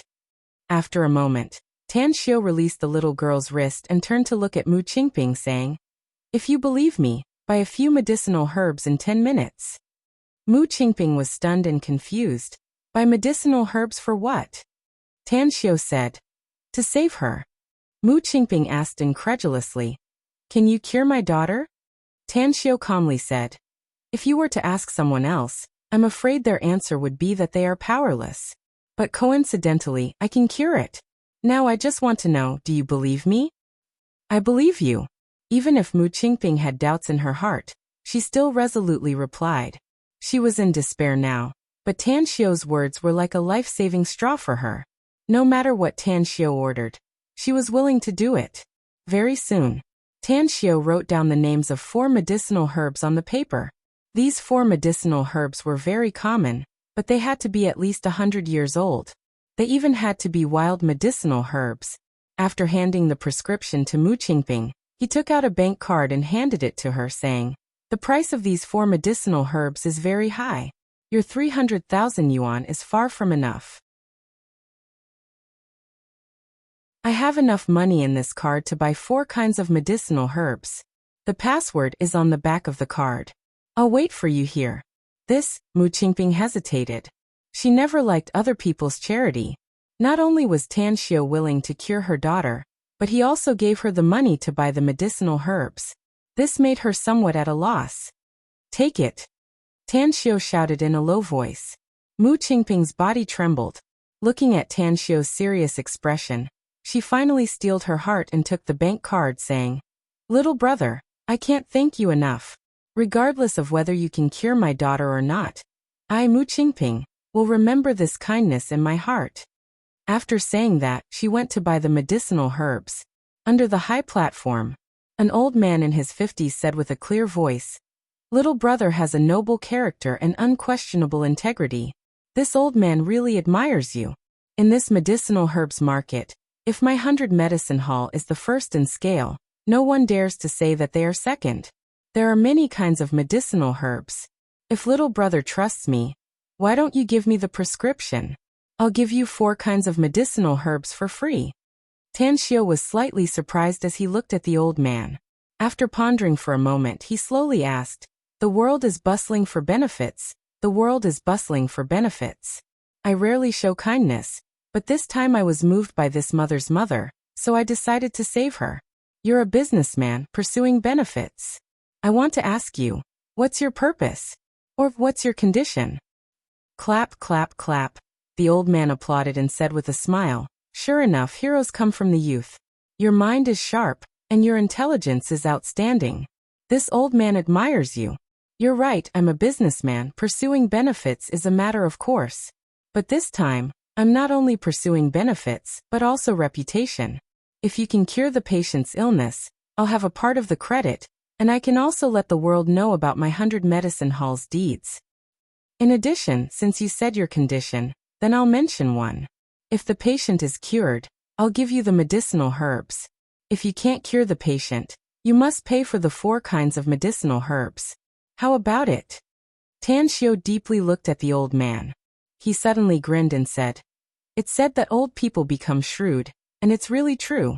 You want to use today's matter to advertise your 100 medicine hall. I promise you. But I also have a condition. The old man was confused. You also have a condition? Tell me. Tan Xiu said. Her illness is very difficult to cure. 4 kinds of medicinal herbs can't completely cure her. If you can take out a 500 years old wild ginseng, I'm sure I can completely cure her. Of course, as you said, if I can cure her, you'll give me the wild ginseng. If I can't cure her, I'll buy it at 10 times the market price. Do you agree to this condition? The old man hesitated. A 500 years old wild ginseng was worth 8 digits. If Tan Xiu really cured the patient, wouldn't the price he had to pay be too big? What should he do? The old man wearing straw sandals at the side sneered. He looked at the 100 medicine hall's boss and said, Since you can't make a decision, then I'll help you. If he can cure the patient, I'll pay for the 500 years old wild ginseng. If he can't cure her, I'll pay half of the price. Good. The old man was overjoyed and happily agreed. Tan Xiu coldly glanced at the old man wearing straw sandals and secretly sneered. For others, the little girl was indeed suffering from a strange illness. But for him, it was not the case at all. After checking her pulse, He already knew the little girl's physique. Twin Meridian Ice Phoenix sacred body. If a child with such a physique appeared in the immortal world, the supremes of the immortal world would definitely scramble to accept her as their disciple. There was a legend in the immortal world that hundreds of thousands of years ago, a woman with Twin Meridian Ice Phoenix sacred body appeared. Relying on her supreme physique, she not only became the overlord of the immortal world, but also broke the shackles of the immortals and ascended to the god world. Therefore, the little girl was not suffering from a strange illness. If he wanted to cure her, he only needed to teach her a suitable cultivation technique and help her embark on the path of cultivation. All the root causes could be easily solved. The reason why he gave her these 4 kinds of medicinal herbs was for 2 purposes. First, he could not expose the matter of immortal cultivation in order to deceive people. Second, the 4 kinds of medicinal herbs were used to improve and strengthen the little girl's physique. As for the 500 years old wild ginseng, it was completely Tan Xiu's intention to loot a burning house. He needed a ginseng that was old enough for his cultivation. Such a good opportunity. If he didn't use it, it would be a waste. 10 minutes later, the 100 medicine hall's staff sent the 5 kinds of medicinal herbs, and even sent the pot for decocting the medicine. Can you decoct medicine? Tan Xiu looked at Mu Qingping and asked. Mu Qingping nodded and said, yes, I have decocted Chinese medicine for my daughter many times in the past 2 years. Tan Xiu said, saving a person is like fighting a fire, so decocting the medicine here. Go get 3 bowls of water, and then put the 4 kinds of medicinal herbs in the medicine pot in the order I said, except for the ginseng. All right. Mu Qingping quickly complied. The crowd of onlookers was getting more and more, and the number would soon exceed 500. They had been paying attention to the development of this matter. Seeing that Tan Xiu wanted Mu Qingping to decoct the medicine, they suddenly discussed in private. Are you serious? What kind of sacred being is this young man? He actually dared to let the girl's mother decoct medicine in public. Doesn't he know that once the Chinese medicine he prescribed has no effect, his true colors will be revealed and he will be reviled by everyone? He really doesn't know life from death. Even the personal disciple of the divine Dr. Gui Jianqiu and the mysterious old man couldn't cure this strange disease. Can this young man cure it? The older the Chinese medicine practitioner, the more powerful he is. He hasn't even grown his hair yet. Is he deliberately trying to impress the crowd? This young man is somewhat reckless. If his treatment fails, he will have to pay a huge sum of money. I don't know the price of the 4 kinds of medicinal herbs, but I clearly know that the price of the 500 years old wild ginseng is 15 million yuan in the 100 medicine hall. 10 times the compensation, that's a total of 150 million yuan. The greater the hope, the greater the disappointment. That Mu Qingping has set up more than 10 arenas in our Jingmen Island's medicinal herbs market, but no one has been able to cure her daughter. How much weight can this young boy have? He's just putting on an act. Let's wait for a good show. Tan Xiu didn't care about the comments of the crowd. Judging people by their appearance was human nature. Now that those people looked down on him, he would let them know how wrong they were. Time flew by. The 4 kinds of medicinal herbs were put into the medicine pot in order. Soon, there was only half a bowl of water left. Tan Xiu calculated the time. When he felt that it was almost time, he ordered Mu Qingping to bring it out.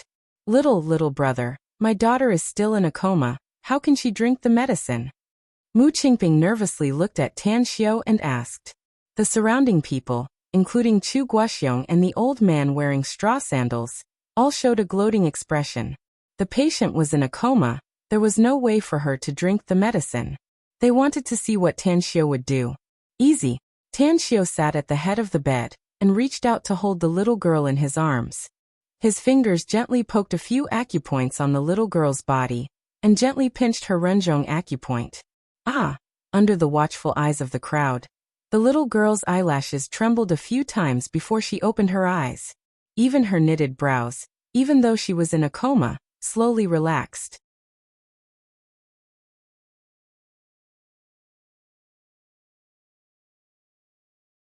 Chapter 106. The silent crowd, as if a stone was thrown into the calm water, suddenly boiled up. Everyone looked at the little girl who just woke up with an incredulous expression. She woke up. Mu Qingping's pupils contracted. Her eyes burst with a look of ecstasy. She had visited famous doctors all over the years, but every time her daughter was in a coma, even those powerful Chinese medicine doctors could not wake her up. This was the first time someone could wake her daughter up when she was in a coma. At this moment, Mu Qingping seemed to see hope, the hope of her daughter's recovery. Behind the crowd, a beautiful figure appeared. Ouyang Lulu was wearing leather boots, a trench coat, and a pair of pink sunglasses. Her curious eyes swept over Tan Xiao on the high platform. "Hello, can I ask what happened?" Ouyang Lulu gently touched the young man beside her whose face was filled with amazement, and asked in a low voice. The young man frowned and an impatient look appeared on his face. But when he turned his head and saw Ouyang Lulu, his expression stagnated.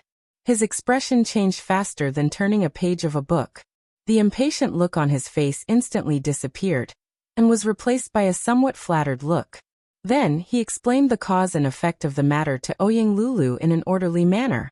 Until the end, he still felt like he hadn't fully expressed himself. Treatment. Ouyang Lulu incredulously looked at Tan Xiao. She knew that Tan Xiao was a cultivator, and Tan Xiao was very good at gambling. But she never dreamed that Tan Xiao was also a Chinese medicine doctor. Suddenly, she had an illusion that the longer she knew Tan Xiao, the more she felt that Tan Xiao was unfathomable. Even she herself did not know why she suddenly had a trust in Tan Xiao. Although the Chinese medicine Tan Xiao prescribed had not been taken by the patient, she still did not know whether it could be cured or not. However, the appearance of that trust was absurd. On the high platform, Chu Guoxiong looked at Tan Xiao in shock.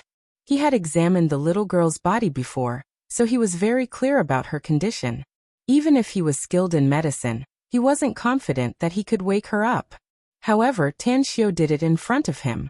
This made him secretly mutter in his heart. Will the traditional Chinese medicine this guy prescribed really work? If it worked, then he would have lost all his face today. The old man wearing straw sandals also looked at Tang Xiao with an astonished expression. Although he was confident that he could wake up the unconscious little girl, he would need to spend some effort to do it. It was impossible for him to do it as easily as Tang Xiao did. This kid does have some ability. The old man praised in his heart, but on the surface he said calmly, "Little guy, I really don't believe that the traditional Chinese medicine you prescribed can cure the patient." Tan Xiao said, "Whether you believe it or not is your business, but whether I can do it or not is my business. Although you're old, I'll let you know today that you've been living like a dog all these years." After saying that, Tan Xiao took the half bowl of traditional Chinese medicine and gently blew it. He lowered his head to look at the little girl in his arms and calmly said, "Your mother is very worried and distressed about you. If you don't want to make her sad, drink this bowl of traditional Chinese medicine. I promise you that after you drink this bowl of traditional Chinese medicine, your body won't hurt anymore." "Big brother, is this true?" The little girl blinked her big, watery eyes and asked with a face full of anticipation. "It's true." Tan Xiao nodded heavily. The little girl looked at Tan Xiao and looked up at her mother Mu Qingping. Then, she carefully took the bowl and gently blew it. After finding that the traditional Chinese medicine was not too hot, she gulped it down. Hot. After drinking half a bowl of traditional Chinese medicine, her small face quickly turned red, and then she cried out while clutching her stomach. She felt that a raging fire suddenly rose in her stomach. This raging fire was about to burn her internal organs. Mu Qingping was anxious and hurriedly grabbed her daughter's hand. She looked at Tan Xiao and hurriedly asked, "Little brother, what's wrong with my daughter?" "That medicine." With a calm expression, Tan Xiao said, "There's no problem with the medicine. The burning sensation is normal. That half bowl of traditional Chinese medicine is hot. You can't feel it when you drink it, but when you drink it into your stomach, you'll feel a raging fire burning inside your body. Don't worry. It's good for her, there's no harm. I can guarantee that in a few minutes, she won't feel the pain anymore." Mu Qingping was a bit relieved. In order to encourage her daughter, she followed Tan Xiao's words and said, "Baby Barrett, this divine doctor said that you'll be cured soon. You won't have to endure the pain every day. By the way, don't you want to go back to school? Don't you want to read and study like a normal person? When your illness is completely cured, I'll send you back to school." Big drops of tears gushed out from the little girl's eyes. Although she was suffering from severe pain every day, the burning pain in her stomach still made her want to die immediately. However, she was struggling to hold on, because she knew that she couldn't die. Her father had died, and if she died, her mother would live alone in this world. If that happened, she would be very pitiful. Persist. Persist. The little girl cheered herself up in her heart. 2 minutes later, the little girl's face was covered with sweat, and her shiny black hair was emitting white smoke. Her scrawny body trembled even more violently. Tan Xiu looked at the little girl's almost ferocious face and secretly admired her. He knew the pain after taking traditional Chinese medicine. When he was in the immortal world, he was also forced to take this kind of traditional Chinese medicine by his elders. However, the medicinal herbs used were older, and the efficacy was more overbearing. "It's almost time." Tan Xiu gently picked up the little girl, let her feet step on the bed, and then grabbed her shoulders with both of his hands. He began to use a strange technique, constantly kneading her shoulders, arms, chest, back, waist, buttocks, legs, and feet. Every time he kneaded, the little girl screamed. Tan Xiu's hands were getting faster and faster. When he kneaded every joint and every meridian in the little girl's body, a smile appeared on his face, and he gently loosened his hands. "Ah!" The little girl stood alone, and a surprised look appeared in her eyes. As the last wave of pain subsided, she was surprised to find that every part of her body was no longer in pain. On the contrary, she felt an indescribable comfort all over her body. She hadn't felt this kind of feeling for more than 2 years. Mu Qingping looked at her daughter standing on the bed and asked with a face full of expectation, "Baby, how do you feel now? Does your body still hurt badly?" The little girl gratefully looked at Tan Xiu, and then jumped up and threw herself into Mu Qingping's arms. Tears flowed out again as she sobbed. "Mom, it doesn't hurt anymore. And it's very comfortable, really comfortable." Mu Qingping's expression froze. She was tongue-tied as she listened to her daughter's words, as if she was dreaming. "It doesn't hurt anymore?" Her daughter hadn't said this sentence for more than 2 years. Chu Guoxiong took a step forward. His eyes stared at the little girl and said, "Child, you said you don't hurt anymore? Don't tell me you deliberately said that to reassure your mother?" The little girl turned to look at Chu Guoxiong and said, "Uncle, my body really doesn't hurt anymore. My mother taught me since childhood that liars are not good children." Chu Guoxiong looked at Tan Xiu in disbelief. He desperately swallowed his saliva and said again, "Child, Uncle is also a Chinese medicine doctor. Can you let Uncle check your pulse?" "All right." The little girl raised her arm. Chu Guoxiong's fingers pressed the little girl's pulse and directly closed his eyes. After a full 2 minutes, he opened his eyes and released the little girl's pulse. Even a fool could see the shocked expression on his face. "How is this possible? How is this possible?" Chu Guoxiong unconsciously murmured as if he couldn't believe this result. After he re-diagnosed the little girl, he was shocked to find that the situation inside the little girl's body was very different. Her pulse was much more stable. The cold air in her body had become sparse, and her meridians were much clearer. He even found a warm flow of air in the little girl's meridians for a long time without dispersing. Half a bowl of Chinese medicine.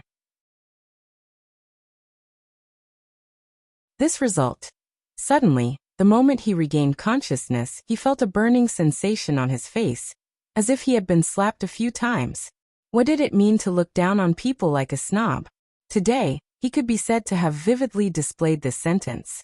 He understood that today, he was not the only one who made a fool of himself.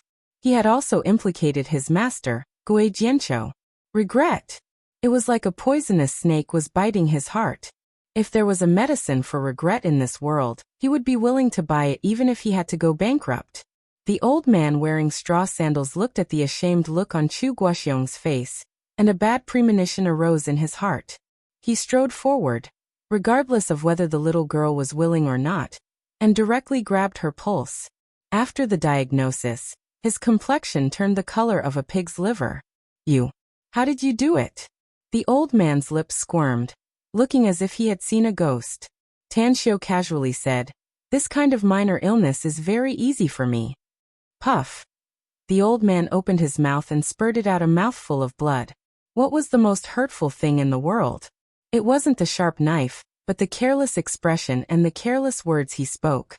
Especially at the moment when he used his powerful strength. It was not the human body that was hurt, but the human heart.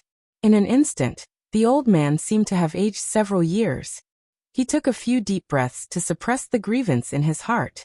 He raised his hand to wipe the blood on the corner of his mouth, looked at the 100 Herb Hall's boss and said, "I'll send the money for that ginseng to your shop now."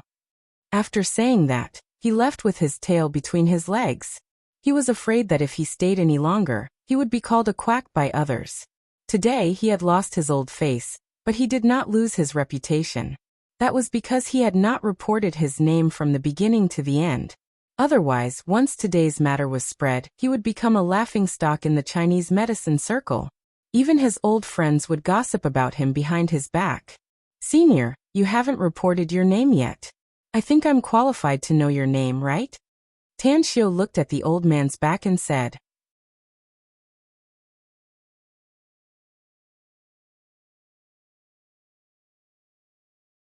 Chapter 107. Puff Puff. The old man's body trembled and opened his mouth to spit out 2 mouthfuls of blood. Tanxiu's words hit the deepest soft spot at the bottom of his heart. If he could, he really wanted to find a hole to drill into and never come out again in this life. Finally, the old man did not answer Tanxiu's words. Under everyone's contemptuous eyes, he walked away with weak footsteps. The surrounding onlookers at this moment looked at Tanxiu with fiery eyes. After all, Tanxiu used his real ability to completely cure the strange disease that countless famous doctors could not cure. Even the personal disciple of the divine doctor could not do it. Convinced. This time I'm convinced. That little brother's medical skills really opened my eyes. In this life, I have never seen such a powerful divine doctor. He is the reincarnation of Hua Tuo. This mother and daughter Mu Qingping are famous in our medical field. Countless medical masters could not cure that girl, but in the end, she was cured by a young man. This is really the Yangtze River's new generation surpasses the old, and the old generation dies on the beach. Amazing. Really amazing. Today my dog eyes are really blind.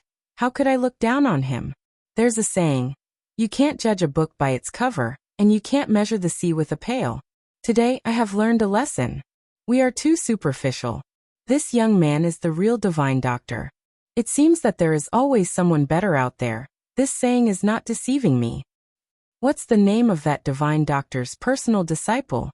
Chu Xiong. He really has no ability. I think even his master Gui Jianqiu is not that good. Also, that old man just now, when he went on the stage, he was so arrogant, but the result? He slapped his own face. Didn't he feel pain? I think I heard the sound of a slap. In the crowd, Ouyang Lulu hung a bright smile. Her pair of beautiful eyes rippled with extraordinary splendor, staring at Tanxiu for a long time, unwilling to leave. She now increasingly felt that Tanxiu was unfathomable, and more felt that she was attracted to this arrogant guy. She really wanted to unravel the mysterious veil that shrouded Tanxiu and see Tanxiu clearly. She hesitated for a moment, and then walked toward the high platform. In front of the crowd, she looked at Tanxiu 7 or 8 meters away from her, and loudly said, "Tanxiu, let's have dinner together tonight." Tanxiu turned his head, and was somewhat surprised when he saw Ouyang Lulu. He didn't expect to meet her in the medicinal herbs market. However, he planned to return to Star City tonight, so he shook his head and said, "No time." Countless men in the surroundings were attracted by Ouyang Lulu's beauty, but when they heard Ouyang Lulu's words to Tanxiu, their hearts broke. However, Tanxiu's refusal caused them to be flabbergasted. My God! Did I hear that right?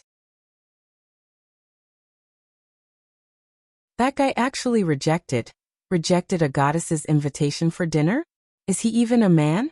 I have to admit, they are quite compatible, a talented man with a beautiful woman. But isn't that talented man too arrogant? How could he have the heart to reject such a beautiful woman's invitation? He's not a man. How good would it be if that beautiful woman invited me? Being able to have dinner with such a great beauty, who could cause the downfall of a country. I'm even willing to shorten my life by 2 years. Tan Xiu couldn't understand the words of those men around him. What's wrong with beautiful women? Could it be that beautiful women have special privileges? With his low EQ, he secretly shook his head and put away the 500-years-old wild ginseng. He then looked at Mu Qingping and said, "Can we have a private chat?" At this moment, Mu Qingping couldn't wait to worship Tan Xiu as if he was a celestial being.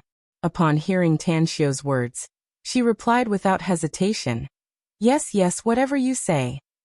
Tan Xiu couldn't help laughing and said, "Let's talk about your daughter's physical condition." Upon hearing it, Mu Qingping immediately misunderstood Tan Xiu's meaning. She became nervous and hurriedly asked, Young divine doctor, my daughter's illness has not been completely cured, right?" Tan Xiu shook his head and said, "If you don't have any other arrangement, then come with me. I promise with me here, your daughter will absolutely be fine." "All right." Mu Qingping gently put her daughter on the ground, took her hand and followed Tan Xiu down the high platform. For the past 2 or 3 years, she had never been so happy like now, even if it was only because she could hold her daughter's hand and walk. Under the high platform, Ouyang Lulu's heart was filled with helplessness. She secretly regretted being too impulsive. She knew his character, but why did she still invite him in public? However, even if she was rejected, she was still not discouraged. Even if Tan Xiu was a fortress, she still had the confidence to conquer it. Of course, it was just to have a meal together and form a friendship. As the crowd dispersed, Ouyang Lulu persevered and followed behind Tan Xiu. With a strange expression, her eyes constantly swept over the cart pushed by the bearded man. "Little brother, you're not buying medicinal herbs anymore?" The bearded middle-aged man found that Tan Xiu was walking toward the entrance of the medicinal herbs market, so he asked while pushing the cart. Tan Xiu's pace came to a halt. He pondered for a moment and then said, "Sell this cart to me. I'll pay you for today's expenses." The bearded middle-aged man stared blankly for a moment before he forced a smile and said, "Little brother, you just hired me for half a day, No problem." Tan Xiu waved his hand and said. The bearded man thought for a moment and said, "Give me 2,000 yuan and this cart is yours." "All right." Tan Xiu took out his wallet and paid 2,000 yuan in cash to the bearded middle-aged man. He then looked at Ouyang Lulu and said, "If you must follow me, help me push the cart. Also, you seem to be a local tyrant in Jingmen Island. Send someone to drive a car, and arrange our accommodation for tonight." "What?"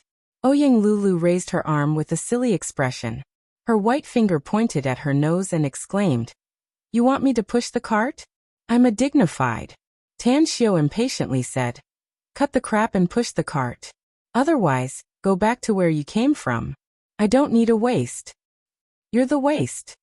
Ouyang Lulu was furious. But looking at Tan Xiu's impatient expression, her voice was getting softer and softer.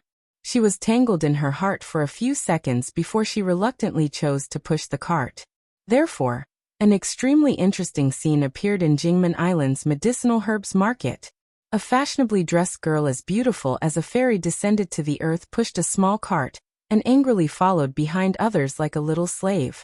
What was even more interesting was that along the way, there were constantly men coming over and enthusiastically offering their help to Ouyang Lulu. However, Ouyang Lulu looked at Tan Xiu's back without even turning his head. The resentment in her heart skyrocketed as she tactfully refused the men who came to court her favor. Inside a tea house in the medicinal herbs market, Xiao Mingjin and Miao Wentong were sitting by the window on the second floor. Although they were chatting, their eyes were constantly sweeping the street below. "Brother Miao, Tan Xiu asked us about Jingmen Island's medicinal herbs market, but he won't necessarily come today, right?" Xiao Mingjin was sipping his fragrant tea with a forced smile on his face. Miao Wentong said with a smile, "Although we don't have much contact with Tan Xiu, and the time we've known each other is very short, but I still know a thing or two about his character. He's very methodical in everything he does. Moreover, he's the kind of person who is swift and decisive. So I'm sure he'll come today." Xiao Mingjin couldn't help laughing as he said, "Brother Miao, It would be strange if you can figure out Tanxio's character. Although he's young, his actions are extremely shrewd and ruthless. He's simply like a cunning old fox. I've traveled all over the country and seen countless outstanding people. As long as I carefully observe them, I can figure out the other's character and figure out their details. But as for Tanxio, I've never been able to see through him. Miao Wentong said. We don't need to see through him. We only need to find out that he has a strong sense of purpose character, and it's enough to calculate his whereabouts today. Believe me, he'll pass through this main road. Xiao Mingjin still wanted to say something, but when his eyes inadvertently swept the street, his voice abruptly stopped as a surprised expression appeared on his face. Miao Wentong was keenly aware of Xiao Mingjin's unusual expression as he followed his eyes to look at the street below. Suddenly, his expression turned particularly strange. That should be the eldest daughter of Jingmen Island's Ouyang family, the big boss behind the Paradise Club, Ouyang Lulu, right? How come she's like a small follower following behind Tanxio? Miao Wentong muttered with an inconceivable expression. Xiao Mingjin's eyes were very bright as he quietly gave a thumbs up and praised. He's really worthy to be a character that I can't see through. Amazing, really amazing. To be able to make the eldest daughter of Ouyang family be his follower and laborer. I'm afraid he's the only one in this world, right? It's said that beauties love heroes. I used to sneer at this sentence and didn't care about it. But today, I finally understand it. Miao Wentong's mouth twitched a few times as he said with a smile. I only knew that Tanxio is very good at gambling and array formations. But I didn't expect that he also has such high attainments in the field of controlling women. There's only one person in this world who can tame that wild cat of Ouyang family so obediently. If this old Miao was 20 years younger, I'd definitely send myself to him to learn from him. Uft. At the next table, a woman who was eating snacks and tasting fragrant tea couldn't help but burst into laughter. She slowly stood up and slowly came to the window. A pondering expression appeared on her beautiful face as she looked at Tanxio's group of 4 on the street. You are? Miao Wentong and Xiao Mingjin looked at each other with a puzzled expression. The woman said with a shallow smile, the two of you talk is very interesting. It makes me a bit interested in you. Of course, I'm more interested in that young man called Tanxio you just mentioned. You're Miao Wentong, right? The patriarch of Haiqing Miao family and the CEO of the Miao Group. Of course, you're also the big boss behind the Fire Kirin Security Company, one of the top 3 companies in the country. As for you, you should be Xiao Mingjin, a martial arts genius from northern Jiangsu. On the surface, you run a venture capital company, but behind the scenes, you control more than 60% of the entertainment venues in northern Jiangsu. The two of you, am I right?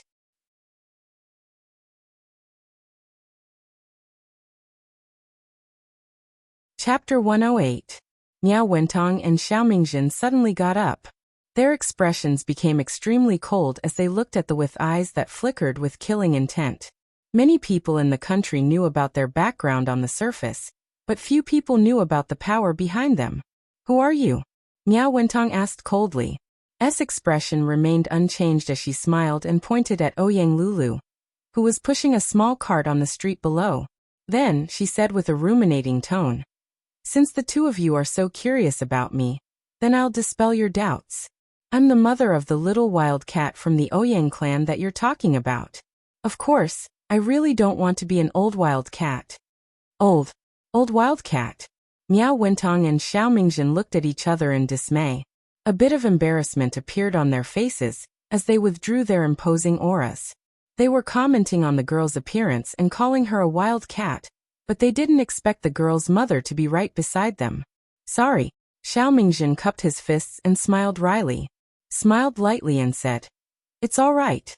I am never easily offended by interesting people. I wonder if I can sit here for a while? Can I have a chat with the two of you? Miao Wentong gestured for her to take a seat and said with a smile. Ouyang clan's clan master's wife has always been elusive. It's my fortune to meet you today. Part of what you want to talk to us about should be about Tanxio, right? It's really pleasant to chat with smart people. That's right. On one hand, I want to talk to the two of you about Tanxio.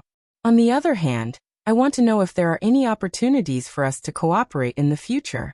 In the evening, in a certain upscale villa district in Jingmen Island, there was a majestic and European-style villa building King Ouyang Lulu's private residence. There were more than 10 servants in the villa.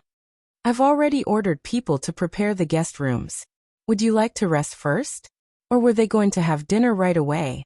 The kitchen should be almost ready. It was the first time that Ouyang Lulu invited outsiders to her private house, so the reception was very enthusiastic. Especially towards Mu Qingping. She simply had a very strong favorable impression. In her opinion, a mother who was willing to go bankrupt for her daughter, wandered from place to place, visited famous doctors, and even knelt down for others. This kind of maternal love was too great. Tan Xiu said, "Let's eat first. Get someone to prepare some liquid food for Yinin." "I don't need you to tell me."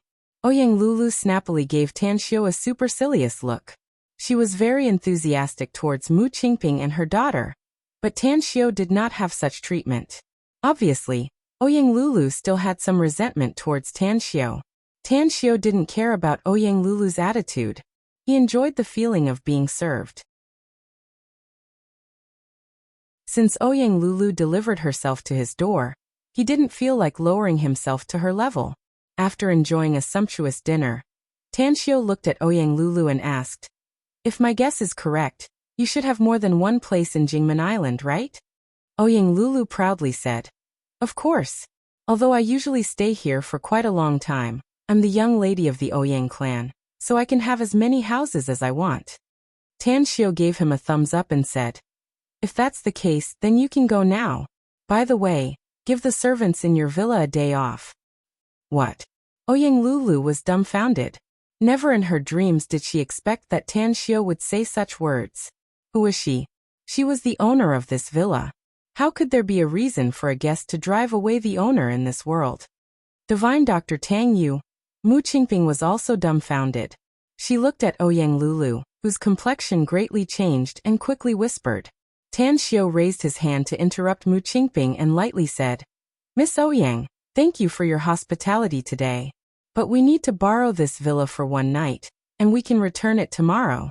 Also, I have a very important thing to do tonight, so I can't let outsiders be present. If you don't want to leave, you can't let the servants in the villa temporarily leave. We'll take our leave now." Important thing? Upon hearing Tan Xiu's explanation, Ouyang Lulu felt a lot better inside. But he still insisted on driving her out of her home, which made her feel bitter inside. "Are you threatening me?" Tan Xiu said. "It's not a threat, just an explanation." "You." Ouyang Lulu looked at the serious expression on Tan Xiu's face. She secretly cursed this guy for being a weirdo. Other men could live with her for one night. Even if they did not sleep in the same room. Wouldn't they have insomnia for the whole night? But this guy actually wanted to drive her away. Was he still a man or not? "I'll let you have it." Ouyang Lulu, whose self-esteem had suffered a deep blow, angrily drove all the servants out. Then she drove her favorite convertible sports car. With a loud engine roar, she rushed out of the villa complex like an arrow and disappeared at the end of the road in the distance. In the Luwang villa, only Tan Xiu, Mu Qingping, and her daughter were left. At this moment, Tan Xiu seemed to have become the owner of this villa. He invited Mu Qingping and her daughter to sit on the sofa in the living room. He personally poured 2 cups of tea and placed it on the tea table in front of them. Mu Qingping was a bit nervous. She still remembered that Tan Xiu said that he wanted to talk to her about her daughter's body. She didn't know whether the content of what Tan Xiu was about to say was good or bad. After a moment of silence, she took the lead to speak. "Divine Dr. Tang, if my daughter has any problems, please tell me all about it. I can bear it." Tan Xiu said, "I know very little about you, mother and daughter. Can you tell me about your situation? There are some things I must know about you before I can make a final decision." Mu Qingping stared blankly for a moment. She then nodded and said, "My husband and I are orphans. We grew up together in an orphanage. After we got married, we lived a very rich life. My husband is a very capable man. Whether it's family or career, he takes good care of them. More than 2 years ago, my husband died in a car accident, leaving us, a widow and an orphan. Because of my husband's death, my daughter was very sad. As a result, she had a high fever for 7 days and 7 nights, and then she got a strange disease. In the past 2 years, I quit my job and sold the house. Plus my husband's car accident compensation, the total amount is nearly 2 million yuan. After spending these 2 years, I only have 300,000 yuan left. You cured my daughter, so I'm willing to give you all 300,000 yuan. Tan Xiu waved and said, I don't want your money. I just want to know more about your family situation. In this world, only you and Yinin depend on each other. Have you ever thought about the future? Where will you live? How will you live? Mu Qingping shook her head and said, Today, I happened to meet you, Divine Dr. Tang. You cured my daughter's strange disease. I didn't have time to think about my future life. Tan Xiu said with a satisfied smile. Since you didn't think about it, how about I arrange the future life for you, mother and daughter? You arrange it? Mu Qingping looked at Tan Xiu with astonishment. She didn't understand the meaning of his words. Tan Xiu said, In fact, Yinin is not sick, but it's caused by a special physique. Her physique is called Twin Meridian Ice Phoenix Holy Body.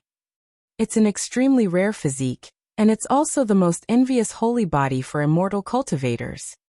Immortal cultivators? Mu Qingping was stunned. She was an atheist, she never believed in ghosts and gods. Even those fortune tellers, she thought that they were just swindlers who swindled and swindled people. Tan Xiu said, Yes, I'm an immortal cultivator. I'm an immortal cultivator. I'm afraid there are only 2 people in this world who are immortal cultivators. The other one is my registered disciple. Of course, there are some other cultivators in this world, such as Taoist cultivators, Buddhist cultivators, and so on. Mu Qingping shook her head and said with a smile, Divine Dr. Tang, please don't joke around. How can there be gods and Buddhas in this world? It's all fabricated by those who lack spiritual sustenance. Ignorant, Tan Xiu said with a sneer. People like you have been brainwashed by the torrent of this era. Do you really think that people's imagination can fabricate those myths out of thin air? Do you really think that the ancients are all ignorant fools? In this world, not only cultivators, but also immortals, demons, ghosts and monsters, Buddhas, and even gods exist in a higher plane. After saying that, Tan Xiu flicked his fingers, and the more than 200-pound tea table in front of him was instantly sent flying. Tan Xiu's control was very precise. After the tea table flew nearly 2 meters high, it paused in the air for a few seconds, and then floated down. However, at the moment when it was about to fall on the table, Tan Xiu moved again. His lightning-fast fingers easily pinched the edge of the tea table, and then gently put it down. This, Mu Qingping's eyes almost popped out. She looked at the scene in front of her with a shocked expression, and her heart trembled unceasingly. Tan Xiu's expression broke her common sense, and changed her worldview. Big Brother Tang is amazing. Gu Yin's face was full of amazement as she clapped her hands and cried out with a smile. Tan Xiu said with a smile, Look at me, look clearly. As his voice fell, his figure instantly disappeared from his place. Just like a phantom, he instantly disappeared from the hall's entrance. A few seconds later, while Mu Qingping was still in a trance, Tan Xiu appeared in front of the sofa on the opposite side at an extremely fast speed. Are you a human or a ghost? Mu Qingping's body trembled. She hurriedly held her daughter in her arms and cried out involuntarily. Tan Xiu slightly smiled and said, You don't believe in ghosts and gods, do you? Why do you ask such absurd questions? My current cultivation is very low, but in the future, I will definitely ascend to the immortal world. And ascend to the immortal world. The earth we live in and the starry sky universe are just ordinary spaces. There are many worlds with a higher level than the one we live in, and the immortal world is one of them. Mu Qingping was thoroughly shocked. Her worldview had changed, and she easily believed Tan Xiu's words. After all, Tan Xiu was her daughter's savior, a capable person with magical abilities. Tang. Divine Dr. Tang, why are you telling me this? Mu Qingping hesitated and asked in a low voice. Tan Xiu calmly said, I want to accept your daughter as my disciple, and let her follow me to cultivate the immortal way.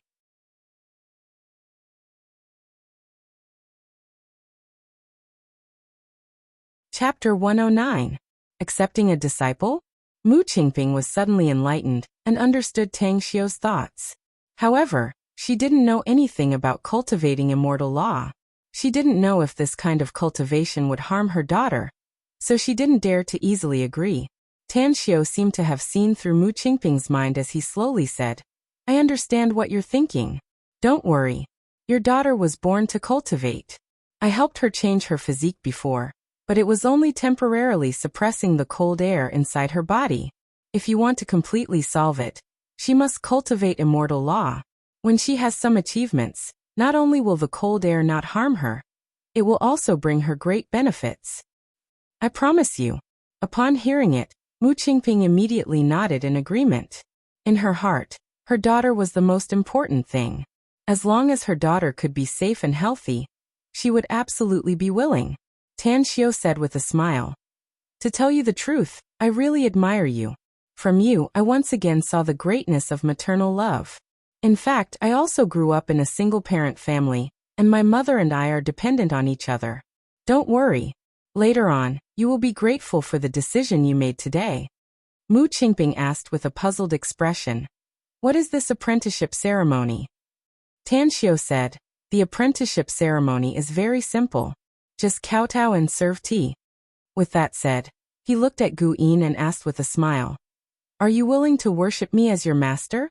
Follow me to cultivate immortal law? Think about it clearly. Once you worship me as your master, you will be Tan Xiu's personal disciple. Immortal cultivation is long, not just for 100 years. Every powerful immortal cultivator has a short lifespan of thousands of years, and a long lifespan of tens of millions of years. This path of cultivation is filled with countless hardships and bumps." Gu Yin was surprised. Immortal cultivators can live for such a long time? Tan Xiu said with a smile, "Of course they can. As long as they don't die halfway, it's possible to live for hundreds of millions of years." Gu Yin asked again, "Can my mother cultivate to immortality?" Tan Xiu looked at Mu Qingping and nodded. "Naturally. However, her age has passed the best time for cultivation, so her future achievements will not be very high. Even with our help, the most he can do is ascend to the immortal world and become an ordinary immortal." Gu Yin nodded heavily, then knelt down in front of Tan Xiu and respectfully kowtowed 3 times. She then picked up the tea on the table, which had not spilled a single drop, and called out, "Master, please have some tea." Tan Xiu received the tea with satisfaction and drank it in one gulp.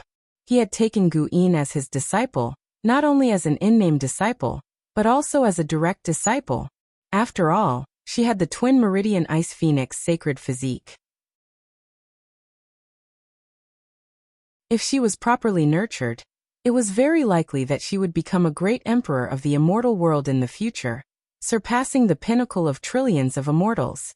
Most importantly, when he returned to the immortal world to take revenge, he would have a capable helper by his side. There was strength in numbers. This was the simplest truth. But in the past, he had disdained to accept disciples and cultivate his own forces. As a result, his old friends ended up killing him so easily, forcing him to fail his tribulation. Had it not been for his soul consciousness returning, perhaps his soul would have flown away and scattered away, vanishing in a puff of smoke.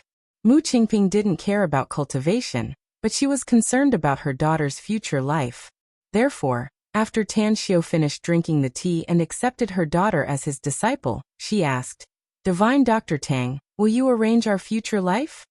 On the way to the villa complex, Tan Xiu had been thinking about this issue. He already had an idea in his heart, so he slowly asked, "What was the nature of your previous job?" Mu Qingping said, "The administrative management of a foreign enterprise." Tan Xiu said, "I want you to be my housekeeper. Do you want to do it?" Housekeeper? Mu Qingping was stunned. She didn't expect that Tan Xiu would arrange such a job for her. After sobering up, she said with a wry smile, "I don't know what a housekeeper should do." Tan Xiu said, "You have 2 choices. First, I'll send you to a foreign housekeeper training institution for you to study there for a period of time. Second, I'll hire professionals with a lot of money to train you separately. Which one are you going to choose?" Mu Qingping looked at her daughter and said in a low voice, "Can I choose the second one?" Because I have to take care of Yinin and have a child with me. It's not convenient for me to study abroad. No problem. Tan Xiao took out his mobile and dialed Miao Wentong's number. He asked him to help him hire 2 professional housekeeper trainers from abroad. After asking about the price, he found that it was not cheap. For 2 months of training, it would cost 3 million renminbi. Putting away his mobile, Tan Xiao said, I've already contacted them. They should be here in a short time. Also, I'm not a native of Jingmen Island. You need to live in Star City with me. We'll rest tonight and return to Star City tomorrow. Mu Qingping nodded and said, I'll listen to your instructions. Tan Xiao urged, You must seriously study the housekeeper training. After the training is over, I hope you can take Gu Yin to live in the Pacific Ocean. I bought a private island there, dozens of square kilometers in size. At that time, I'll hire a lot of servants. A private island? Dozens of square kilometers. Mu Qingping was frightened by Tan Xiao's words. At this moment, she realized that she knew nothing about Tan Xiao's identity and details. Divine Dr. Tang, you want me and Yinin to live on that island? What about Yinin's studies? Won't she have to live a secluded life? Mu Qingping asked. Tan Xiao said, It's normal for cultivators to live a secluded life. However, it's a new era, so I won't be too pedantic. I'll hire the world's top professional professors to tutor Yinin's studies. The number of teachers will not be less than 10. In addition, I can let her go out for 2 months every year to travel and gain experience in the outside world. Mu Qingping hesitated and said, Isn't this too exaggerated? Just for Yinin, this child, with such a big fanfare. Tan Xiao said, I have my own plans. You don't need to say anything. Subsequently, Tan Xiao taught Mu Qingping a cultivation technique from the Immortal world, and gave her some pointers. Then he sent her to the guest room to rest. Since he had accepted Gu Yin as his disciple, he must teach her a set of the best cultivation technique in the Immortal world. Coincidentally, he had obtained a set of top Immortal cultivation technique in the Immortal world, which was very suitable for Gu Yin to cultivate. Ninth Heaven Cold Phoenix Art. This set of cultivation technique was a top cultivation technique that had been passed down for hundreds of thousands of years in the Immortal world. Every master who had obtained this set of cultivation technique, as long as they did not die prematurely, would eventually become an influential powerhouse in the Immortal world. With Tan Xiao's current cultivation, he was unable to transmit the contents of the cultivation technique to Gu Yin, nor was he able to refine the jade slip. He could only teach her step by step from zero. For example, identifying the acupoints, meridians, dantian, sea of consciousness, and so on. To Tan Xiao's satisfaction, Gu Yin was exceptionally smart and learned quickly. 2 hours later, she had mastered all the most basic things. Now I will teach you the cultivation technique, Ninth Heaven Cold Phoenix Art. You must remember that this set of cultivation technique is not a trivial matter. Without my permission, you absolutely cannot teach it to anyone, not even your mother. Tan Xiao warned. And Gu Yin nodded obediently. At 2:30 a.m., Tan Xiao finally taught Gu Yin the entire Ninth Heaven Cold Phoenix Art, and let her try to sense the aura. Although the first attempt failed, Tan Xiao understood that it was normal. For an ordinary person to sense and control the aura, it would take at least a few months. Moreover, this was the cultivation genius type. If the aptitude was average, it might take a year and a half. All right, go rest. Tan Xiao patted Gu Yin's small head and said with a smile, Good night, master. After more than 2 years of suffering from illness, Gu Yin's character was much more mature compared to her peers. Although she was only 9 years old this year, compared to those 13 or 14-year-old children, she was more sensible. Jingmen Island, Regent Entertainment Clubhouse.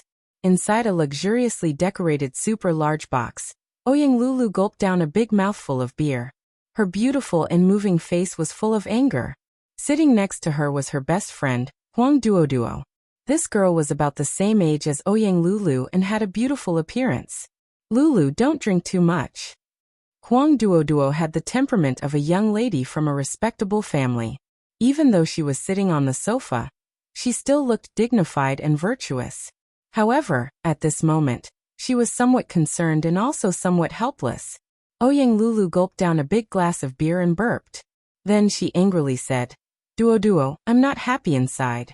I'm very, very unhappy. What kind of person does that Tenshio think I am?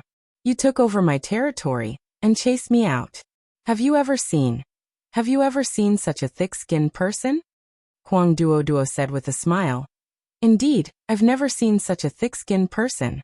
But I think this person is very interesting. Think about it. You're a charming cabbage. Yet he actually ignored your temptation and drove you out. Such a rare man in the world. I thought he was extinct. If there's a chance in the future, you must introduce me to him. Introduce your sister. Ouyang Lulu cursed in an unladylike manner. Huang Duo knew Ouyang Lulu's character, so she wasn't angry. Instead, she smiled and said again, It's 2:30 p.m. now. Shouldn't we go? You don't want to sleep on the street today, do you? Ouyang Lulu angrily said. Where to? My place has been occupied by others. Huang Duo knew that Ouyang Lulu was speaking out of anger, so she smiled and hugged her shoulder saying, Let's go to my place. It just so happens that my dad gave me his newly renovated villa for my birthday last month. You don't seem to have been there yet. Duo, you're the best to me. Ouyang Lulu's expression changed extremely fast. Just now dark clouds covered her face, but in the blink of an eye, the sun shined brightly and her smiling face bloomed like a flower.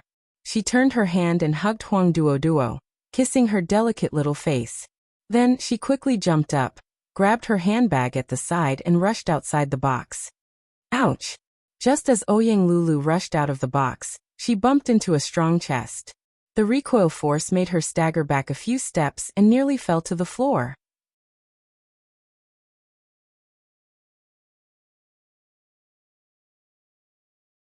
Chapter 110. Ouyang Lulu rubbed her head. She didn't even see the other person's appearance and angrily shouted, Don't you have eyes? It's so painful. The one who was hit was a young man with a shaved head and tattoos on his arms. He had a stocky build and looked like a fiend. In particular, the thick gold chain around his neck was shining brightly under the light. A cigarette was dangling from the corner of his mouth, and his brows were furrowed. It was obvious that he was in a bad mood. Upon hearing Ouyang Lulu's angry curse, the burly youth glared and strode forward to kick Ouyang Lulu's forehead, directly kicking her to the ground. He even kicked Ouyang Lulu's waist a few times. Only then did he vent his anger and cursed. Bitch, don't you have eyes when you walk? You even dare to blame this Big Daddy? If your mouth stinks again, this Big Daddy will sew it up. Huang Duo came out of the box while carrying her bag, and happened to see the scene of Ouyang Lulu being kicked. Her complexion greatly changed, and she immediately rushed to Ouyang Lulu's side. She opened her arms to protect Ouyang Lulu and angrily glared at the burly youth and shouted, Who are you? Why did you hit a girl? The burly youth didn't see Ouyang Lulu's appearance, but he clearly saw Huang Duo's beautiful appearance. His complexion suddenly changed, and the anger on his face disappeared. He raised his hand to touch his chin, and even revealed a flirtatious expression as he grinned and said, It's indeed my fault. I shouldn't have kicked a girl. I should have used other places to let her know how powerful I am. What? Are you sisters? Do you want to taste my power in other aspects? You're shameless. Huang Duo angrily cursed. The burly youth grinned and said, I'll let you know how shameless I am when we're in bed. Having said that, he reached out to grab Huang Duo. Huang Duo dodged to the side and pulled Ouyang Lulu up from the ground. After retreating a few steps, she shouted, You stinking hooligan! Get the hell out of here! Ouyang Lulu was stunned at first, but she finally came back to her senses. She stared at the burly youth and shouted, Don't let him get the hell out of here. In the entire Jingmen Island, there's no one who dares to hit me except my dad. At this moment, the burly youth finally saw Ouyang Lulu's appearance. His complexion suddenly stagnated, and his eyes were filled with amazement. He regretted hitting such a beautiful girl. However, there was no turning back. He could only brace himself and put on an arrogant look. He sneered and said, You're pretty good. How could he be so arrogant? Let alone in Jingmen Island. Even in Shanghai or the imperial capital, no one dares to talk to me like that. Ouyang Lulu rubbed the sore spot from the kick and fiercely glared at the burly youth. She was so angry that she laughed and said, "Good, good, good. You're more arrogant than me. If you have the guts, just you wait. If I don't make you crawl out of here, I'll take your surname." Finished. She immediately grabbed her phone. When she dialed a familiar number, a strange look flashed across her eyes. She immediately pressed the button and found Tan Xiu's number and dialed it. "Who is it?" A low voice came from the phone. "Tan Xiu, you live in my house. Don't you owe me a favor?" Ouyang Lulu said aloud. "I don't have a place to go, so I went to the Monarch Entertainment Club to sing and got beaten up. Will you help me? Go find your dad if you get beaten up." Tan Xiu was silent for a moment and muttered, "What did you say?" Ouyang Lulu's voice raised a bit. "Wait for me. I'll rush there as fast as I can," Tan Xiu said helplessly. "Pay attention to your safety." A proud expression suddenly appeared on Ouyang Lulu's face when she heard the busy tone from the phone. She was worried that she couldn't have a substantial relationship with Tan Xiu, and now the opportunity was in front of her. She knew that Tan Xiu was a cultivator and should be very powerful, so she hesitated for a moment and didn't call her subordinate again. "You're quite capable. You want to use provocation to ask for help?" With a disdainful expression, the burly youth watched Ouyang Lulu finish the call and sneered. Ouyang Lulu angrily glared at the burly youth, and then pulled Huang Duoduo back to the box. At the same time, she also called the general manager of the Monarch Entertainment Club. She briefly explained the matter, and then hung up the phone. "Come inside and wait if you have the guts." Ouyang Lulu didn't forget to call out loudly after entering the box. The burly youth rolled his eyes. He took out his mobile and dialed a number. After talking to his companion, he then entered the box. His eyes glanced at the environment in the box, and then swaggered to the sofa and sat down.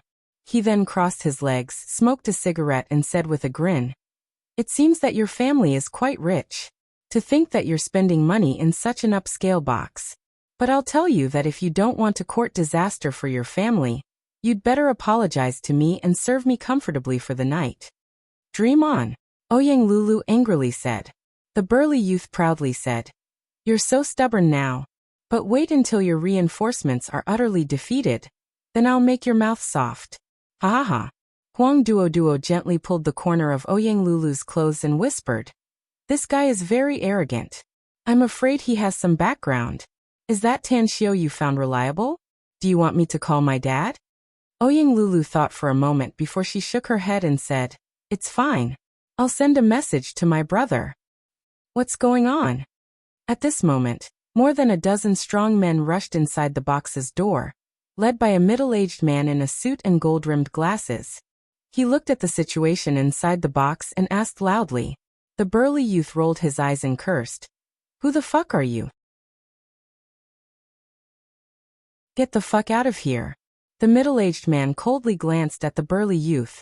Then his complexion changed into a concerned and fearful expression. He then asked, "Miss Ouyang, are you all right? It's our fault for not doing a good job in security. I hope you can forgive us. Anyone who dares to make trouble in our Monarch Entertainment Club will be severely punished." "Oh, you're really not afraid of hurting your tongue by talking big. I'd like to see how much ability this Monarch Entertainment Club has to dare to severely punish my brother." At the entrance of the box, 3 youths came inside with cigarettes in their mouths. The one who spoke was the handsome youth in the middle. Li Xueming frowned. As the general manager of the Monarch Entertainment Club, he had seen a lot of rich young masters with strong family backgrounds. But he had never seen these youths before. He knew that today's matter would be big trouble. After all, Ouyang Lulu was the eldest daughter of the Ouyang family, and Huang Duoduo was the only daughter of the Huang family's head. The background of these 2 little ancestors was absolutely terrifying in Jingmen Island. "Who are you?" Li Xueming asked in a deep voice. The youth sneered. "Do you know Wei Guoqiang? He's my father. I've been studying abroad for the past few years. I never thought that when I just came back, I would happily entertain a few friends from afar, but my mood would be ruined by you. Monarch Entertainment Club? Bullshit Monarch Entertainment Club. Even if your big boss comes, he'll have to bow his head in front of me. Wei Guoqiang? The big boss of the brilliant group?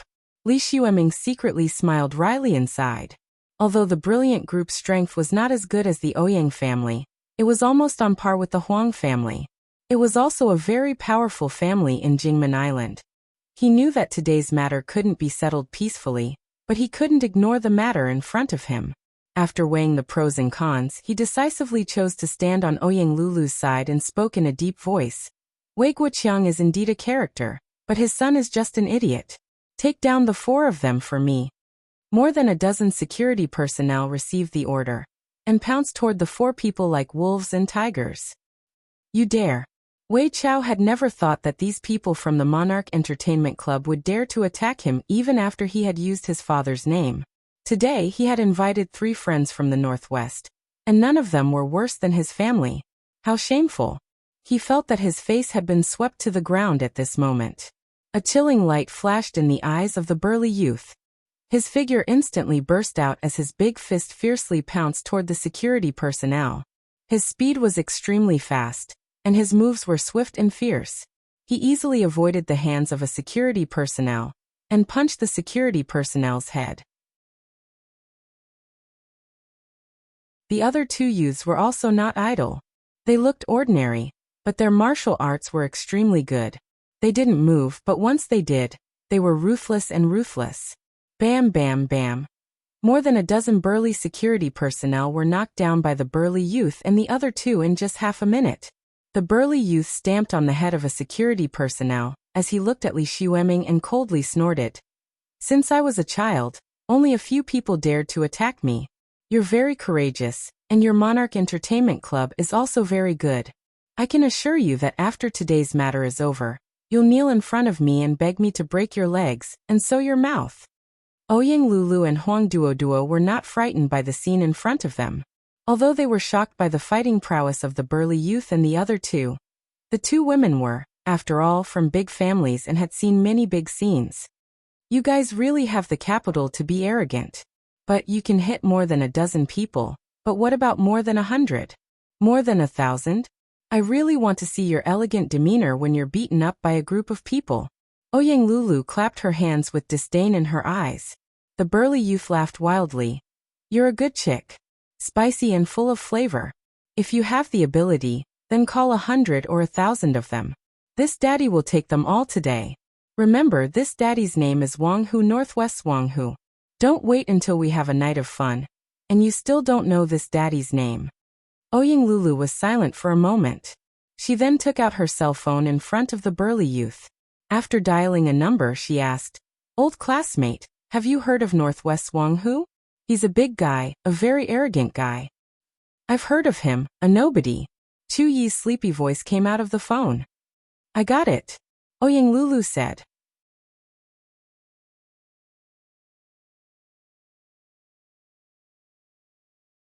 Chapter 111. Ouyang Lulu hung up the phone with an expressionless face. She then looked at Wang Hu and said, You're indeed very famous in the Northwest. My old classmates have heard of your name.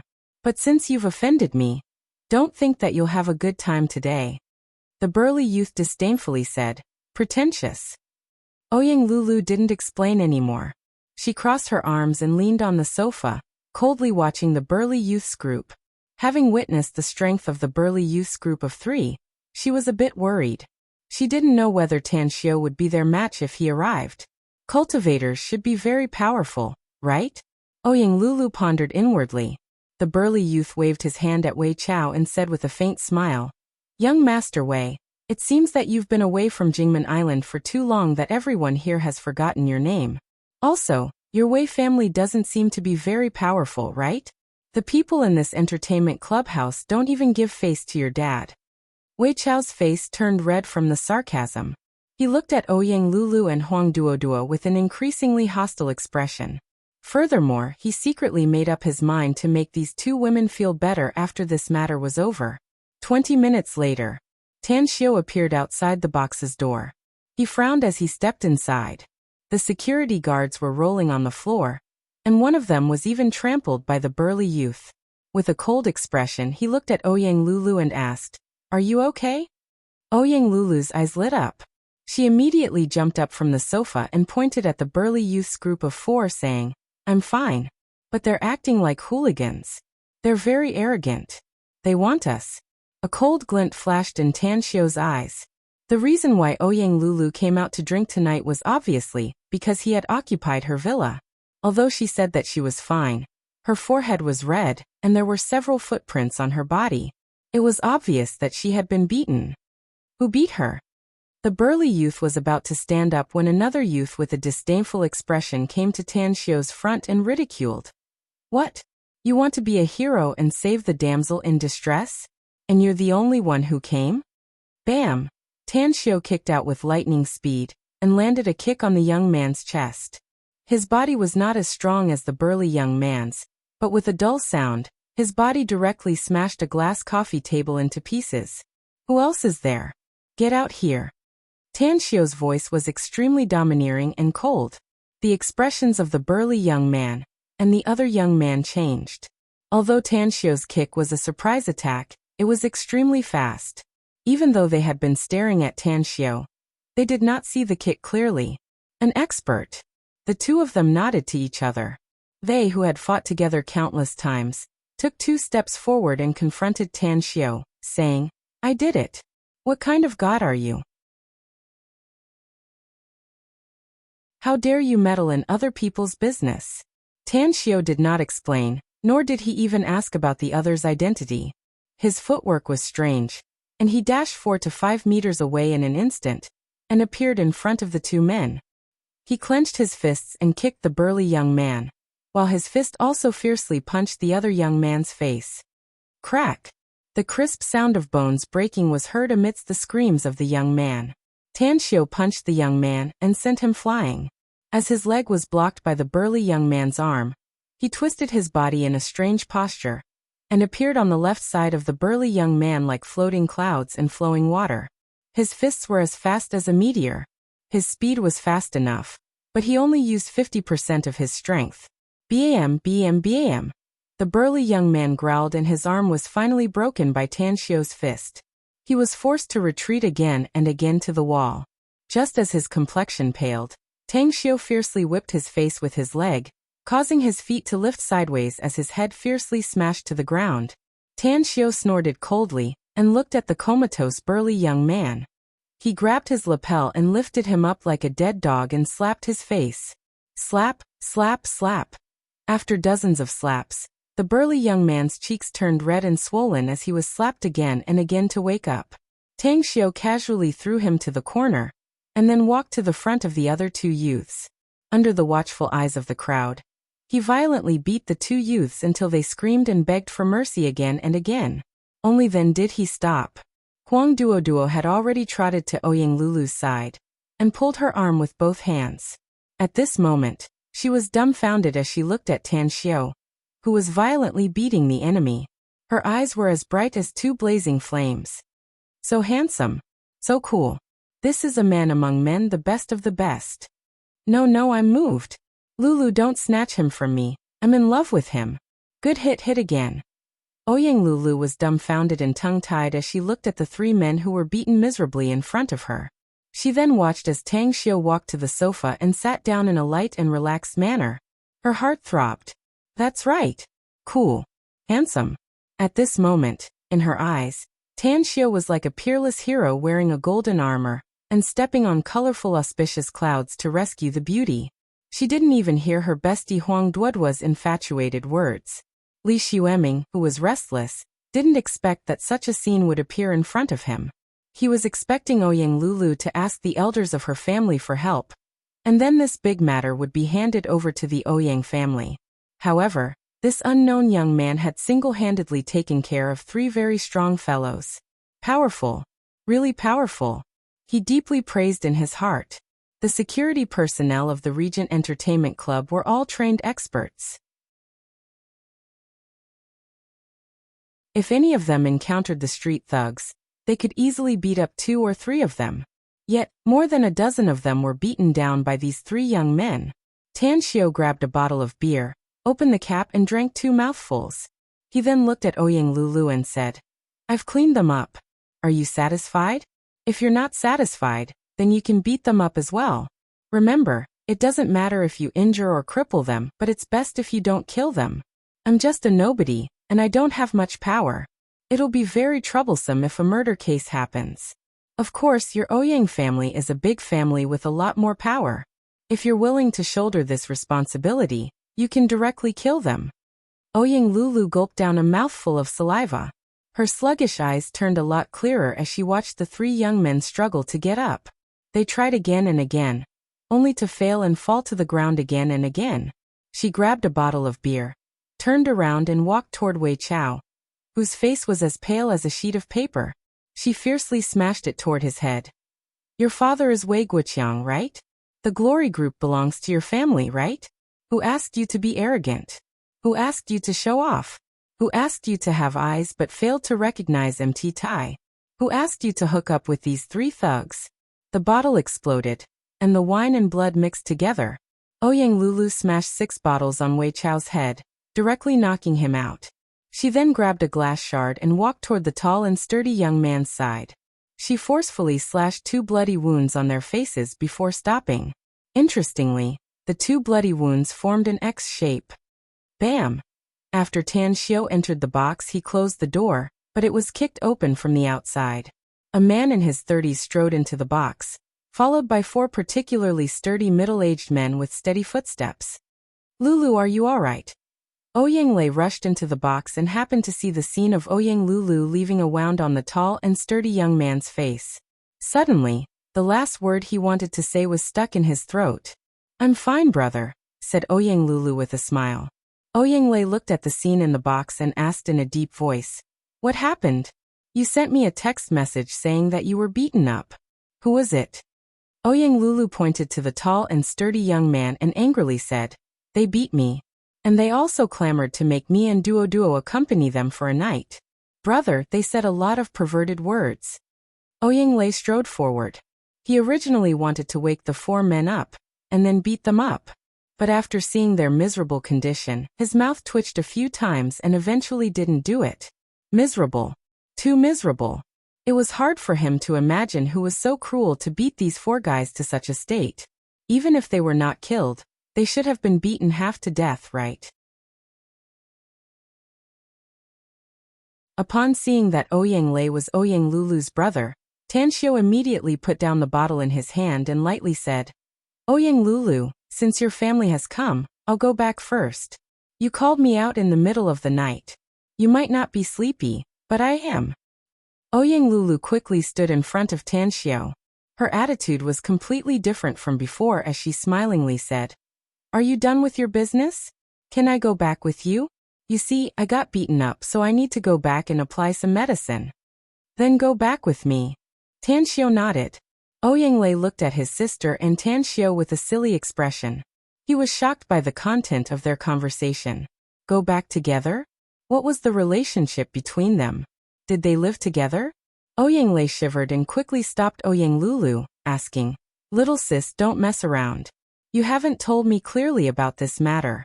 Also, who is this guy? You said you want to go back with him? Are you living together?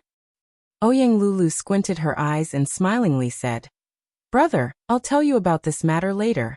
In short, wake them up and let them crawl out of the entertainment club. That's right, help me send Duo back. I'm worried about her going back alone so late. You haven't answered my question yet.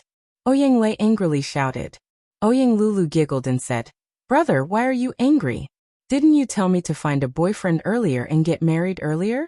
He's very good. Ouyang Lei was speechless. Ouyang Lulu looked at her brother's deflated expression, and her smile suddenly turned thicker as she said, All right. I'll tell you. He's Tan Xiu, my savior. If it weren't for him today, I would have been bullied by these hooligans. He lives in my house, so I'll go back with him.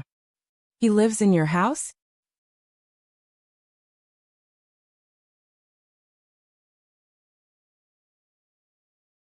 Chapter 112. The anger on Ouyang Lei's face disappeared, and was replaced by a deep surprise.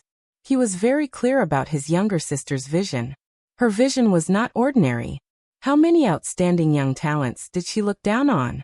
Could it be that this young man named Tan Xiu was more outstanding than those young talents? In an instant, a smile climbed up his face as he moved to block Tan Xiu's path. While carefully observing Tan Xiu, he smilingly said, "You're Tan Xiu, right? Since you have an unusual relationship with my younger sister, then I won't thank you. Anyways, let me introduce myself. I'm Ouyang Lei, Lulu's big brother. Let's get closer to each other later. I'll help you at home." At home? Help me? Tan Xiu looked at Ouyang Lei with a puzzled expression. He felt that there was a deep meaning in his words, but he couldn't guess it. Finally, he secretly shook his head and looked at Ouyang Lei, saying, "I'm very tired and sleepy. I'll leave the matter here to you." After saying that, he bypassed Ouyang Lei and walked out of the box. Ouyang Lei stared blankly as he watched Tan Xiu's back as he left. He then looked at his baby sister, who was like a little attendant following him out. His jaw dropped. This brother-in-law of his, didn't he have too much of a personality? Huang Duoduo's complexion didn't look good. She felt a strong sense of loss when she heard Ouyang Lulu saying that Tan Xiu lived with her. Although she knew that Ouyang Lulu didn't really live with Tan Xiu, she could tell from Ouyang Lulu's expression that she was tempted. Don't tell me I've just fallen in love, and now I'm going to fall out of love? Huang Duoduo stamped her feet and helplessly turned to look at Ouyang Lei. Ouyang Lei shook his head with a forced smile. When he saw Huang Duoduo looking at him, he immediately said with a smile, "I'll send someone to send you home. I need to stay here to deal with the matter." "Ah, that's right. If you're not in a hurry to leave, can you tell me the details?" Huang Duoduo was depressed and didn't want to say anything. She directly asked Ouyang Lei to send her away. Inside the box, after exchanging a few pleasantries with Ouyang Lei, Li Xueming told him what had happened. After all, he just received a call from Ouyang Lulu and rushed over with his men. "What did you say? The dozen or so security guards you brought were all beaten to the ground by these guys. Then, Tan Xiu defeated them all by himself? Are you kidding me?" Ouyang Lei looked at Li Xueming incredulously and exclaimed. Li Xueming forced a smile and said, "Do you think I'm joking with you, Mr. Ouyang? There were so many people here. Mr. Tang is really powerful. I have never seen such a powerful master like him." Ouyang Lei swallowed his saliva and felt even more curious about his future brother-in-law. He had secretly calculated that the 4 burly men he had brought were all experts who were 1 in 10,000. They had all been in the army, and they were all in the special forces. They were extremely strong, but if the 4 of them attacked, it would be impossible for them to beat these guys to the ground.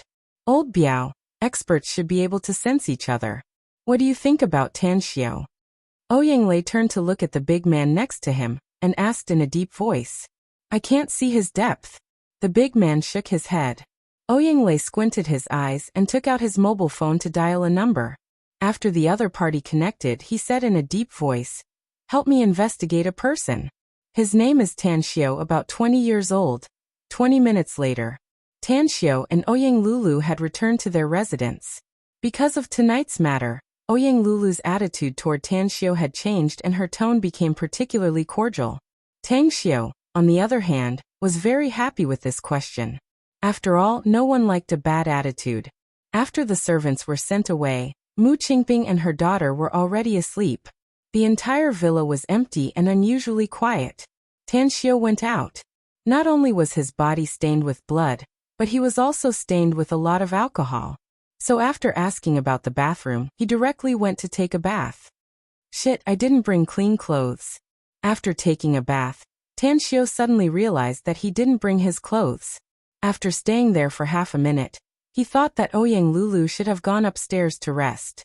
Only then did he put on his boxers and took his dirty clothes out of the bathroom. Done bathing? Ouyang Lulu crossed her arms and leaned on the corner of the corridor. Seeing Tan Xiu coming out, a faint smile appeared on her beautiful face. Ugh. Tan Xiu was dumbfounded. His nearly naked appearance was unexpectedly seen by Ouyang Lulu. Subconsciously, he held his dirty clothes to cover his lower abdomen. Is there anything else? Upon seeing Tan Xiu's embarrassed appearance, Ouyang Lulu suddenly felt that it was very interesting.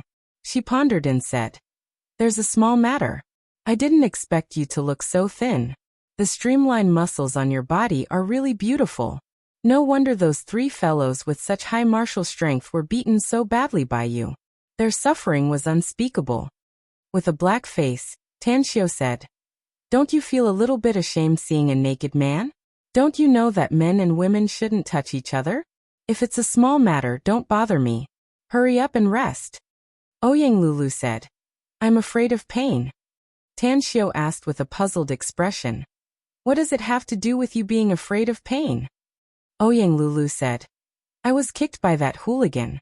It's very painful now. Although I have medicine at home to treat bruises and injuries, I didn't feel any effect when I applied it. You're a powerful divine doctor. Can you help me relieve the pain?" After saying that, she pitifully pointed at her waist and back. So troublesome. Tan Xiu muttered inwardly and calmly said, "All right. Considering that I'm the one who asked you to leave tonight, I'll give you a massage. Let's go. Let's go to your room." "Twina massage? Go to my room?" Ouyang Lulu's beautiful face blushed. She naturally thought of the consequences of a man and a woman staying in the same room. "Don't tell me I have to hand over my chastity for more than 20 years? Just as the thought emerged, Ouyang Lulu immediately vetoed it. She admitted that she liked Tan Xiu a little, but it was not to the point where she wouldn't change even if she died. Her chastity would be given to her beloved husband in the future. She absolutely couldn't hand it over so easily. After thinking about it, she secretly suppressed the charming and gentle feeling in her heart and said, "You're going to my room like this?" Tan Xiu stared blankly for a moment. He looked down at his body as an awkward expression suddenly appeared on his face. He strode back to his room and quickly changed into clean clothes. Only then did he secretly feel relieved. It was undeniable that Ouyang Lulu was a beauty. Even heroes have a weakness for the charms of beauties. He also had an appreciative attitude toward beauties. But if a stunning beauty seduced him, he would never refuse it. As an immortal cultivator, he didn't want to bind his heart. He just wanted to let nature take its course and do whatever he liked. It was said that a woman's boudoir was the most mysterious place, and it was also the place that countless men yearned for. Tan Xiu once had an immortal companion, but she was very simple and lacked the aura of a young girl. Therefore, her room was also very simple. It could be said that this was the first time he really came to a girl's boudoir. This is your bedroom?" The moment Tan Xiu followed Ouyang Lulu into her bedroom, Tan Xiu asked in disbelief.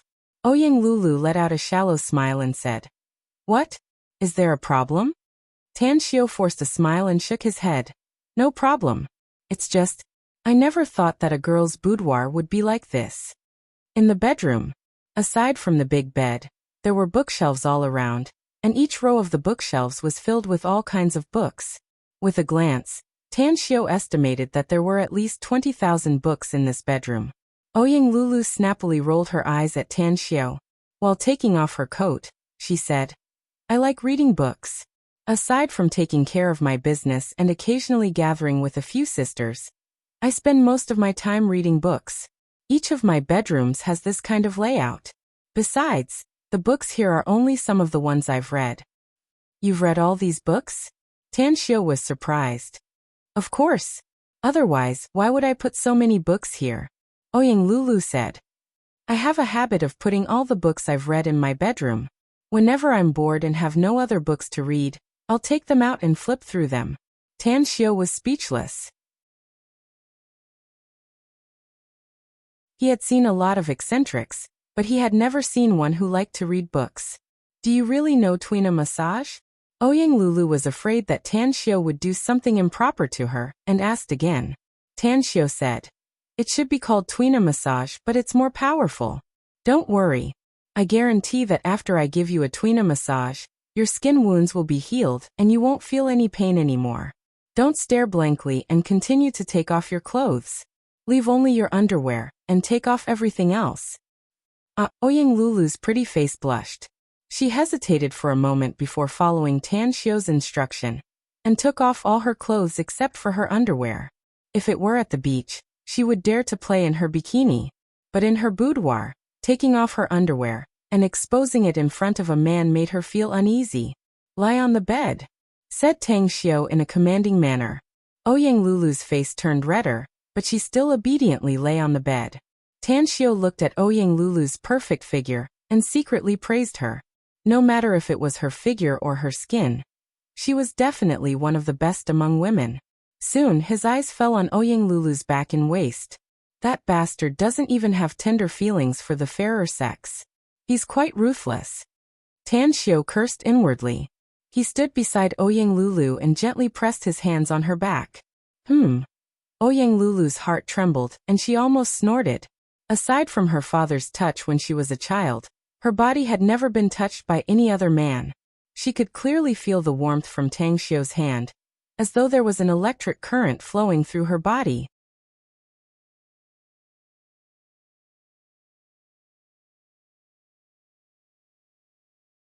Chapter 113. Tan Xiu didn't have Ouyang Lulu's thoughts. He didn't even have any distracting thoughts.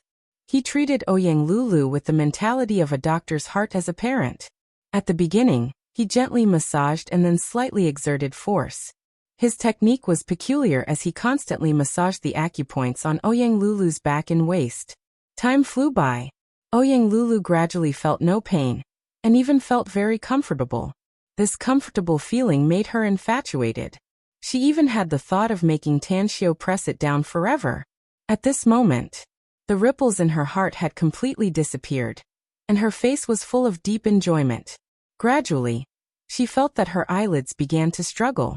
Unknowingly, she fell asleep under Tan Xiu's massage. Phew! After a long while, Tan Xiu stopped the massage. He secretly took a deep breath and pulled the quilt at the side to cover Ouyang Lulu's body. Then he turned around and walked out of the bedroom. It was said that those who bullied women were beasts, and those who didn't bully women were worse than beasts. But Tang Xiu didn't think so. The relationship between a man and a woman was about mutual consent.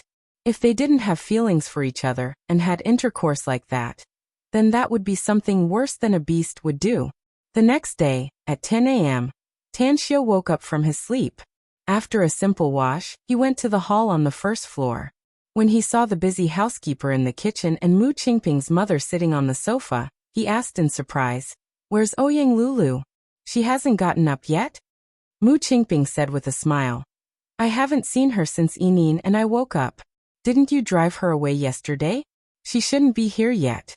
Tan Xiu shook his head and said, "She came back in the middle of the night. Forget it, let's not care about her. After lunch, we'll directly return to Star City." "That's right. Will you book the flight tickets online?" Mu Qingping said, "Yes. I'll book it now." The lunch was very sumptuous. The housekeeper, who returned this morning, realized that Tan Xiu was a distinguished guest, so she prepared 8 dishes with 4 meat and 4 vegetables. It was very delicious. Coupled with a hot soup, the trio's appetite was boosted. "Let's go." After eating and drinking to his heart's content, Tan Xiu discovered that Ouyang Lulu was still asleep, so he didn't intend to see her again. Carrying his travel bag, he held Gu Yin's hand and left. As for the medicinal herbs he bought yesterday, he had already sent them to Star City through an express company on the way to the villa. In the short span of 5 or 6 days, too many things had happened. When Tan Xiu set foot on the land of Star City again, he secretly sighed inside. He had gained a lot from this long journey, but he also had some regrets. It was because he still didn't know who was the one who set up the 1,000 revolution array in the everlasting feast hall. What kind of special relationship did she have with the disciple he had accepted thousands of years ago? Southgate Town. The first thing Tan Xiu did when he got home was to charge his phone. Although he had experienced a lot of things in the past 2 days, he also felt that something was missing. When he was on the plane, he remembered that he hadn't received any phone calls in the past 2 days. Only then did he realize that his phone was out of battery and had been automatically shut down. After turning on his phone, the first person Tan Xiu contacted was Banzhou. He learned that the fierce beast bones he bought from Tangdong had been delivered to the freezer in the Old River Street district by Banzhou and Dingzi. Tan Xiu ordered them to be on standby and wait for the 6 fierce beast corpses to arrive. Gong Dalong had helped him apply for a week's leave from school. There were still 2 days before he had to report to school, So Tanshio was too lazy to go to school in advance. He had already reviewed the high school curriculum and could take the college entrance test at any time. He felt that staying in the classroom every day was a complete waste of time. Therefore, Tanshio had decided to take advantage of these 2 days to concoct the Golden Bell liquid. His cultivation had been stuck at the peak of qi refining stage, causing him to not dare to cultivate easily. Only by reaching the skin strengthening stage could he safely survive in today's society. After settling down Mu Qingping's mother, he personally rushed to the Old River Street district and ordered Banzhou to drive a truck and wait for him there. In the afternoon, outside the freezer's gate in the Old River Street district, Banzhou and Dingzi were squatting next to a small container truck and smoking. Seeing Tanshio's arrival, they immediately extinguished their cigarettes and quickly greeted him. "Boss, what's your next order?" Tanshio said. "I'll pick some fierce beast bones for you to help me send them to Southgate Town. There's 1 million yuan in this bag which I got on the way here. You take it first. Later, when you help me do things, you'll need to spend a lot of money. When you run out of money, remember to ask me for more." 1 million yuan? Banzhou and Dingzi simultaneously looked at the black leather bag handed over by Tanshio. Both of them had never seen such a huge amount of money, especially 1 million yuan in cash. Suddenly, their attitude toward Tanshio became more respectful. They felt that following Tanshio was really the right person. After a long while, Tanshio picked up the materials and asked Banzhou and Dingzi to move them to the small container truck. Because the materials needed to concoct the Golden Bell liquid were slightly different from the ones he had concocted in the Immortal world, he had prepared to concoct it many times. Therefore, the number of materials selected was very large. Half of the truck was filled. "If I have time, I should take the driver's license test." Tanshio felt that it was really inconvenient to not have a car now. He secretly thought in his heart. He used to be able to fly with his flying sword, and even later he could travel thousands of miles with just one step. But now he had to start from scratch.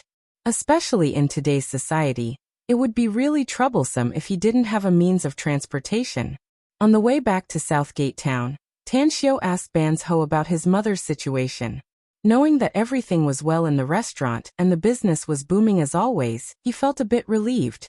"Boss, there's something I don't know whether I should say or not." Banzhou wanted to say something but hesitated while driving.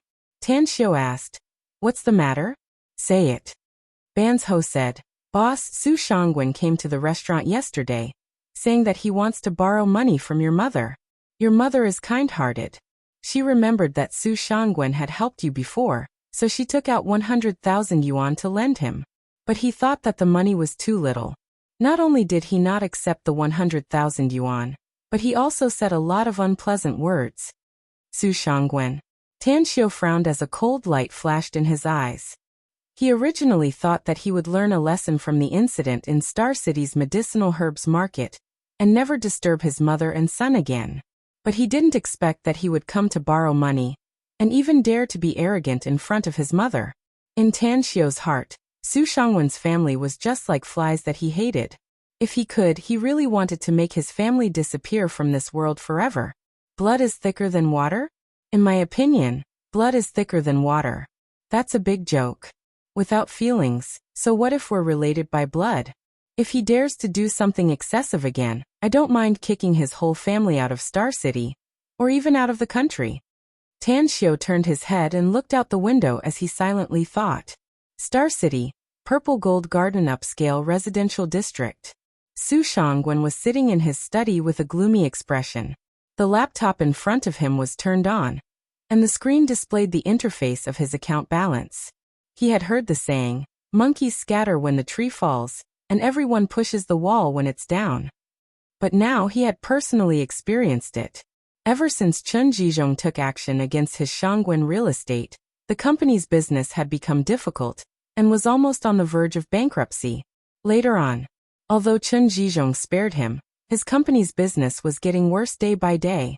Many of his former suppliers deliberately raised the price of materials, causing the project that he valued the most to fall short of the budget. When it rains, it pours. He didn't know how the bank had received the news that Chen Zhizhong was going to deal with him, but there was no news of the large amount of money that they had promised him. Recently, he went to the bank many times and even gave a lot of benefits to the bank's supervisor. But the other party deliberately played Tai Chi with him. Just yesterday, the supervisor even expressed his attitude that they could continue to be friends, but the loan was out of the question. In desperation, he thought of that cheap nephew of his. However, he knew what he had done in the past, so he didn't dare to look for Tan Xiao, and went to the restaurant to look for Su Lingyun. What he didn't expect was that Su Lingyun's restaurant business was booming, and she was even willing to lend him 100,000 yuan. What could he do with 100,000 yuan? It was even less than 1/10 of the amount he gave to the bank supervisor. Bam! Su Shangguan fiercely smashed the ashtray in his hand. His eyes flashed with anger as he cursed in a low voice. What bullshit, sister? What bullshit, nephew? She's even worse than an outsider. When they were down and out, this father helped them. But now that they've become rich, they want to kick this father away? Dream on. If it weren't for that little bastard Tan Xiao, how could my Shangguan real estate have fallen to such a state? How could I be like a god of plague to the point that even my old friends of many years are avoiding me? I can't count on the bank, and those bullshit old friends of mine are also unreliable. My last hope is still on Su Lingyun and Tan Xiao. I have to think of a way that satisfies both sides and make them obediently take out the money. Furthermore, it's best to let that little bastard Tan Xiao have a relationship with the Long Group. If I can climb up to the higher branches of the Long Group, my Shangguan group will be able to get rich. A ray of light flashed in Su Shangguan's eyes as he pondered. A derogatory idea emerged in his mind, and was then overturned by him. After thinking it over, he felt that Tan Xiao would not work, so he had to put his attention on Su Lingyun. Southgate Town. After Tan Xiao moved all the materials into the villa's warehouse, he sent the wrench away and then went into the warehouse. Everything was ready, and he only needed to wait for the medicinal herbs to be delivered before he could start concocting the Golden Bell liquid. The medicinal herbs should be delivered in the evening. What should I do next? I still have half of the afternoon. Standing in the warehouse, Tan Xiao suddenly found that he was really bored after he became idle. Ring, ring, ring. His cell phone's ringtone interrupted Tan Xiao's thoughts. Tan Xiao grabbed the phone and looked at the caller ID. After seeing that it was Long Zhenglin, he pressed the answer button and asked, "Why are you looking for me? I'm very busy and don't have much time."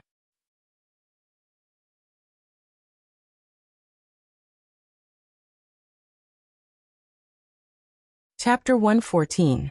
Long Zhenglin's exaggerated voice came out of the phone. Heavens! Eldest brother, you finally turned on your phone. I'm almost annoyed to death by my brother. He said that Kong Xia has been trying to contact you, but she couldn't get in touch with you. It's only been more than a day, yet I've received 18 calls from my brother. Tan Xiao said. I got it.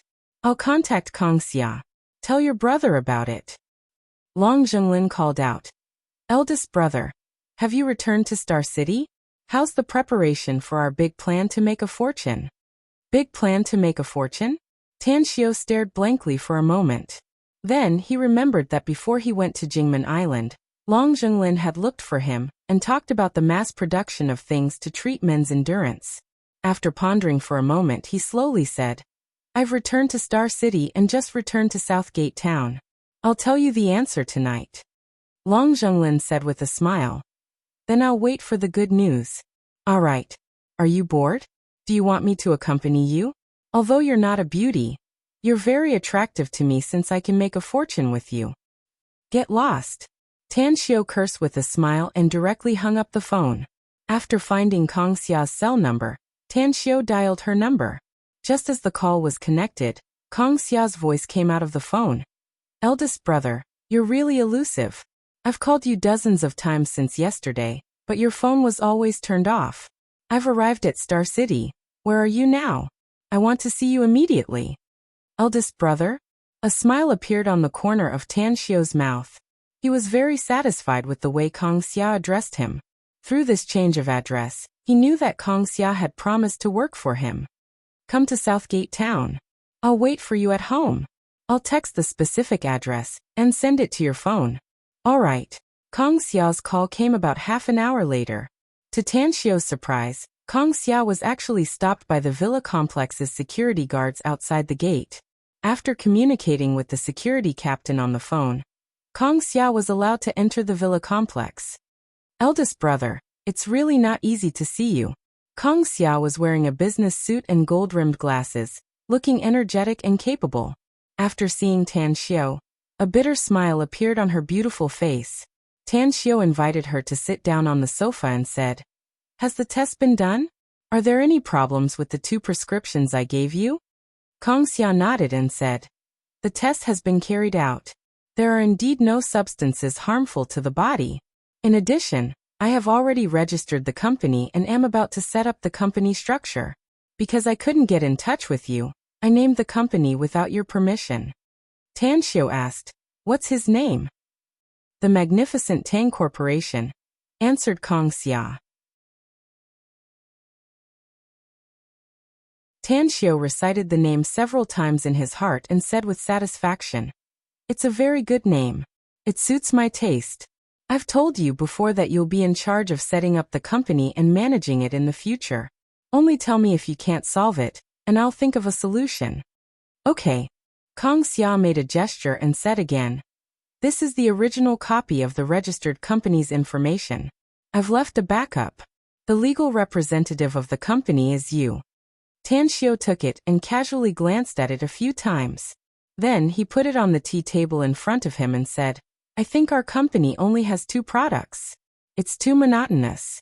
Besides, we can't just focus on cosmetics. We should expand to other channels, such as beverages."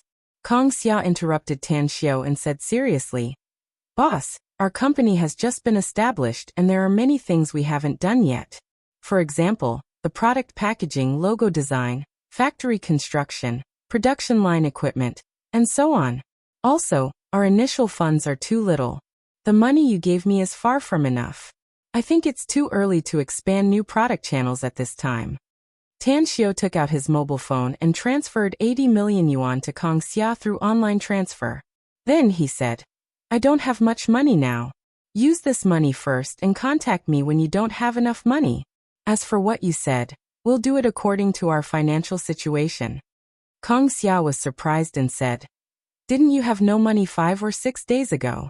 Where did you get so much money in such a short time?" "I borrowed it," Tan Xiao said with a forced smile. "I still have 5 billion yuan in debt. So you have to work hard and strive to make money for me as soon as possible." 5 billion yuan? Kong Xiao looked at Tan Xiao in a daze and incredulously said, "What the hell did you do? You actually owe so much money? 5 billion yuan. That's not 250,000 yuan, nor is it 5 million yuan. I have 5 billion yuan in total." Tang Xiao casually said, "I participated in an auction and found a piece of feng shui treasure land. So I bought it. As long as you work hard for me, I'll allow you to have a vacation there." "A feng shui treasure land? What kind of feng shui treasure land can be worth 5 billion yuan? Kong Xiao exclaimed. "A private island in the Pacific Ocean," said Tan Xiao. Kong Xiao looked at Tan Xiao. If she didn't believe that Tan Xiao would never joke about such a thing, she would have thought that Tan Xiao was bragging. After hesitating for a moment, she held the attitude of wanting to get to the bottom of it and cautiously asked, "Boss, your ability is really not small. But, who has such courage to even dare to lend you 5 billion yuan?" Tan Xiao didn't want to answer Kong Xiao's question, but thinking that she would be his right-hand woman in the future, he reluctantly replied, "My apprentice, Chen Jizhong." "Apprentice? Chen Jizhong?" Kong Xia quickly searched the name in her mind. After a short 10 seconds, her eyes turned wide as she exclaimed, "Endless Virtue Pharmaceuticals' big boss, Chen Jizhong? He's your apprentice? How is this possible?" "What's impossible about it?" Tan Xiao said calmly. "Do you think I'm not worthy to be his master?" Kong Xia gulped down a mouthful of saliva and incredulously said, "I really can't think of anything he needs to worship you as his master. You must know that although Chen Jizhong's Endless Virtue Pharmaceuticals market value is only a few billion yuan, but he can get a lot of money every year by investing in other companies. Speaking about his personal assets, Chen Zhizhong's net worth is definitely more than 10 billion yuan. Tan Xiu lightly said, even if he has trillions of assets, if I don't fancy him, I won't be bothered to accept him as my apprentice. Alright, don't pry blindly about these things. Let's continue our topic. I think that if you have enough energy, you can separate a subsidiary company to manage and expand the business. I already have an idea here. If you think it's feasible, then do it. If you feel that you don't have enough energy to manage the new product business, I can give it to someone else. Kong Xia shook her head and said, I do have the energy, but I don't recommend to separate a subsidiary company now. If you really want to do it, just give it to me and I'll let my men take care of it. If you don't feel at ease, just give it to someone else to manage it. Alright, I'll give it to someone else then, Tan Xiu said. Kong Xia recalled that Tan Xiu gave her the two products' formulas. Her mind slightly moved as she curiously said, Boss, as far as I know, the beverage market has almost been occupied by major brands. It's very difficult for a new type of beverage to enter the market, unless you spend a huge sum of money and vigorously promote it.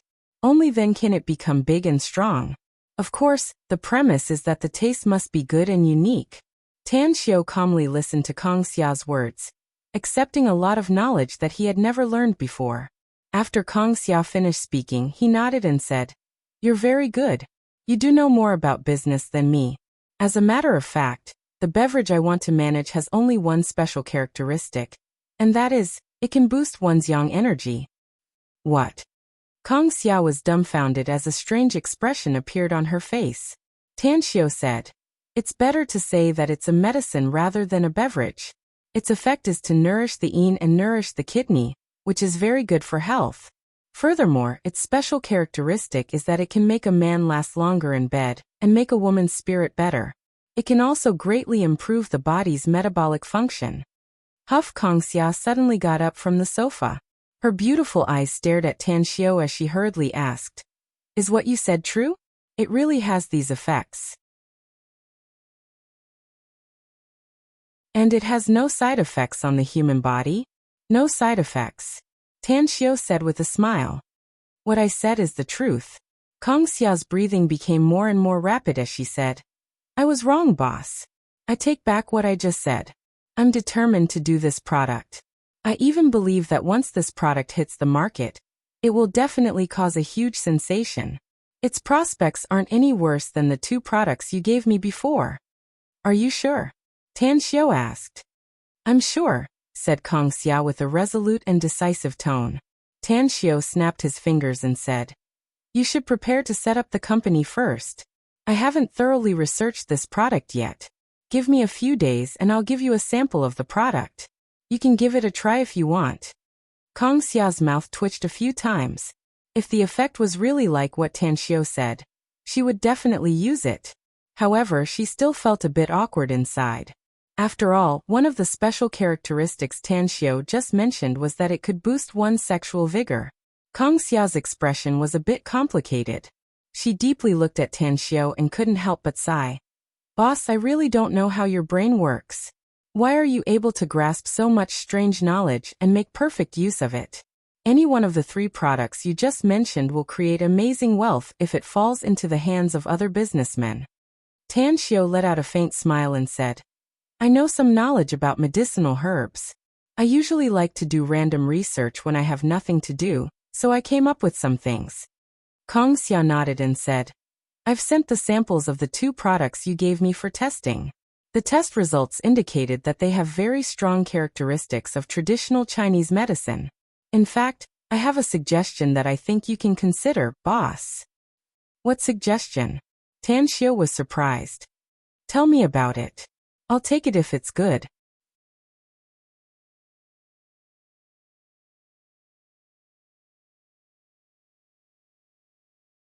Chapter 115. I think it's better to define the third product as a healthcare product instead of a beverage, said Kong Xia. Then take the high-end route. I believe that even if the price is a bit more expensive, those who need it will buy it. No, they will crazily buy it. Healthcare product? Tan Xiao pondered for a moment and then slowly nodded. Good suggestion.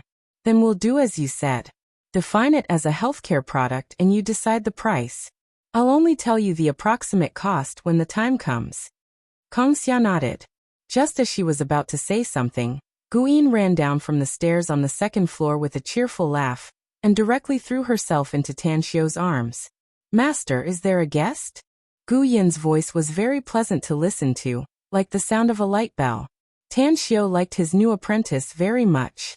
He seemed to see the shadow of his adopted apprentice in the immortal world in Gu Yin. Of course, the most important thing was that Gu Yin had a tenacious and indomitable heart, let alone an 8 or 9-year-old girl. Even most adults didn't have that kind of tenacity. Moreover, she was very filial and sensible. Tan Xiao rubbed Gu Yin's beautiful black hair and said with a smile, Yes, there's a guest. Her name is Kongxia. You can call her Aunt Kongxia. Gu Yin nodded obediently and smiled sweetly at Kongxia, calling out, Hello, Aunt Kongxia. Are you discussing something with Master? If Inin bothers you, please don't be angry, Aunt Kongxia. Inin will immediately go upstairs. Kongxia looked at Tan Xiao and Gu Yin with a strange expression. She didn't expect to see Tan Xiao's apprentice here. However, she rarely saw such a sensible little girl, so she shook her head and said with a smile, You're Inin, right? It's all right. Your master and I are almost done talking. After saying that, her eyes then shifted to Tan Xiao and curiously asked, Boss, how many apprentices do you have? Just 2, said Tan Xiao. What did you teach them? Asked Kongxia. I can teach a lot of things, many of which you can't understand, so don't ask, said Tan Xiao calmly. If there's nothing else, you can leave. Expulsion order? Kongxia didn't know whether to laugh or cry as she looked at Tan Xiao. She was the dignified beauty Kongxia, a legend in the business world. Countless people couldn't wait to spend more time with her. Why was he being asked to leave today? Furthermore, I've been here for a while, but I haven't even had a cup of tea, right? This boss, what a weirdo. Kongxia muttered a few times inwardly. She then got up and said, Then, I'll take my leave first. I'll contact you if I encounter something I can't solve or something important in the company. Tan Xiao nodded and watched Kongxia leave. Then he asked Gu Yin with a smile, Did your mom go out to buy groceries? Why didn't you go with him? Gu Yin smiled and said, My mom said that my body has just recovered and told me to rest at home. Also, I don't want to go. The cultivation technique you taught me is really interesting. I tried a few times today, and I felt the kind of chi activity you mentioned. It's just that those auras are too mischievous. I can't control them even if I leave first. Tan Xiao was surprised and said, You've already felt it? So fast? Gu Yin was confused and said, Is it that fast? I thought I would be able to feel it when I just tried it. Tan Xiao touched the bridge of his nose as a wry smile appeared on his face. Other people who just started cultivating would need several months to feel the chi activity. Yet this precious apprentice of his could actually feel it in just a day. This twin meridian ice phoenix holy physique was really heaven-defying. Inin, you must remember not to be too hasty in your cultivation. Now that you've felt the chi activity, try it slowly. Tell me when you can control it. Tan Xiao exhorted. Gu Yin laughed and said, I'll remember it, master. Tan Xiao patted her small head and said, Go play. I'm going out to do something later. That's right. When your mother comes back, tell her that I won't be having dinner at home tonight. Also, if there's any express delivery from the property management office, ask your mother to sign it for me. All right, rest assured, master. Gu Yin smiled and ran away. For more than 2 years, she almost never smiled. Even if she did, it was because she didn't want to make her mother sad. She forced herself to smile and squeezed out a smile. In her heart, aside from her mother, the person she felt closest to now was Tan Xiao. She had learned a saying before. A teacher for a day is a father for life. She no longer had a father, so in her heart, she regarded Tan Xiao as her father. Half an hour later, Tan Xiao left the villa complex. He learned from Ban's Ho that Su Shangwen had borrowed money from his mother, so he was somewhat worried. Therefore, he decided to personally go to the restaurant to have a look. If Su Shangwen dared to go to the restaurant again, he wouldn't mind giving Su Shangwen some painful lessons. The restaurant operated by Su Lingyun had been expanded, and was now not small. Because there were too many guests, the second expansion was carried out some time ago. Now the entire restaurant could accommodate 80 tables of guests at the same time. When Tan Xiu arrived, it was still not the time for dinner, but there were still many guests eating in the restaurant at this time. Nearly all the waiters in the restaurant knew Tan Xiu. Upon seeing Tan Xiu's arrival, they all smiled and greeted Tan Xiu. "Boss, you've come." Banzhou, who was working in the restaurant, eagerly ran over. "Where's my mother?" asked Tan Xiu. Banzhou said, "Big Boss is calculating the accounts. I just sent her some tea and found that she seemed a bit distressed." "Is it because of Su Shangwen's matter?" asked Tan Xiu with a frown. "It should be." Banzhou forced a smile. "About 10 minutes before you came, Su Shangwen's wife left the restaurant. That woman is really hateful. She initially begged Big Boss for help, but later on, she tried to goad Big Boss into persuading you to help build a bridge between Su Shangwen and the Long Group." Tan Xiu raised his brows. Thinking of his cheap aunt's face, he couldn't help but feel sick inside. He gently patted Banzhou's shoulder and strode toward the office inside. Creak. The door was pushed open by Tan Xiu. When he saw his mother sitting at the desk and calculating the accounts with a distressed expression, he secretly sighed inwardly. He then walked inside and said, "Mom, are you busy?" Su Lingyun looked up. When she found that it was Tan Xiu, she immediately got up and asked with a pleasantly surprised expression, "Son, you've come back from outside the city. Your teacher in charge, Miss Han, told me that you're going to participate in a subject competition in another city for a week. I was counting the time this morning. You should be back soon too." Tan Xiu didn't want to deceive his mother, so he immediately changed the topic and said with a smile, "I also want to come back earlier, so I hurried back after finishing my business." "Mom, I noticed that your hair has turned white recently. Is it because running this restaurant is too tiring? If you're tired, just hand over the work to your subordinates. Your health is the most important." Su Lingyun's heart warmed after hearing her son's words. She dotingly patted Tan Xiu's arm and said with a smile, "Mom isn't tired. Our family situation has just improved, so I have to make more money while I can still work. I'll save some money for you. Not only will you go to college later, but you'll also have to find a wife, buy a house, and buy milk powder for my future grandson. Mom will help you earn it all." "You're really thinking far ahead." Tan Xiu was at a loss whether he had to cry or laugh. "Considering my son's future is what I should do as a mother," Su Lingyun said with a smile. "That's right, son. How was your exam this time? Did you get a good rank?" "Not bad. The school's leaders are quite satisfied," Tan Xiu said with a smile. "Mom, I just saw you doing the accounts. How come you're doing it in the daytime? I remember that you used to do it at night." Upon hearing Tan Xiu mentioning this matter, Su Lingyun immediately frowned and sighed. "It's all because of your uncle. His business has encountered some trouble, and he's short of funds now. Yesterday he came to our place and asked to borrow money from me. Our business has been good recently, and I did save some money. But I expanded the shop some time ago, so I only have a few 100,000 yuan now. Your uncle has helped us many times in the past, so I'm wondering if I can help him." He's not helping us. He's giving us charity," Tan Xiu snorted. "Mom, we're well aware of what Su Shangwen has done all these years. I advise you to ignore him and let him know the taste of worry." Su Lingyun hesitated for a moment and said with a wry smile, "Even if you don't say it, how could I not know? But, no matter what, he is still your biological uncle and my biological older brother. Sigh. What an ill-fated relationship.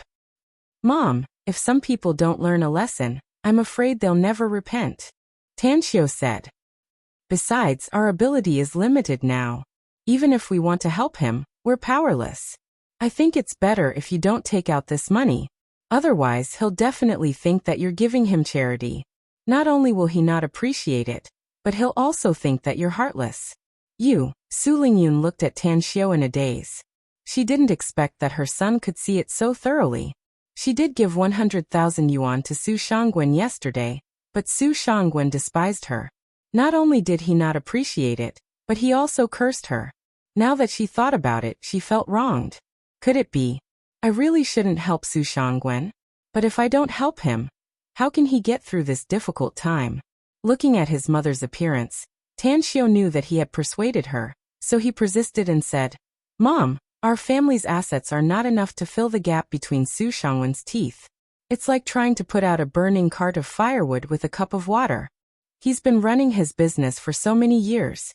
Not only has he accumulated a lot of wealth, but he also has a lot of connections. If he's really short of money, why would he run to us to borrow money?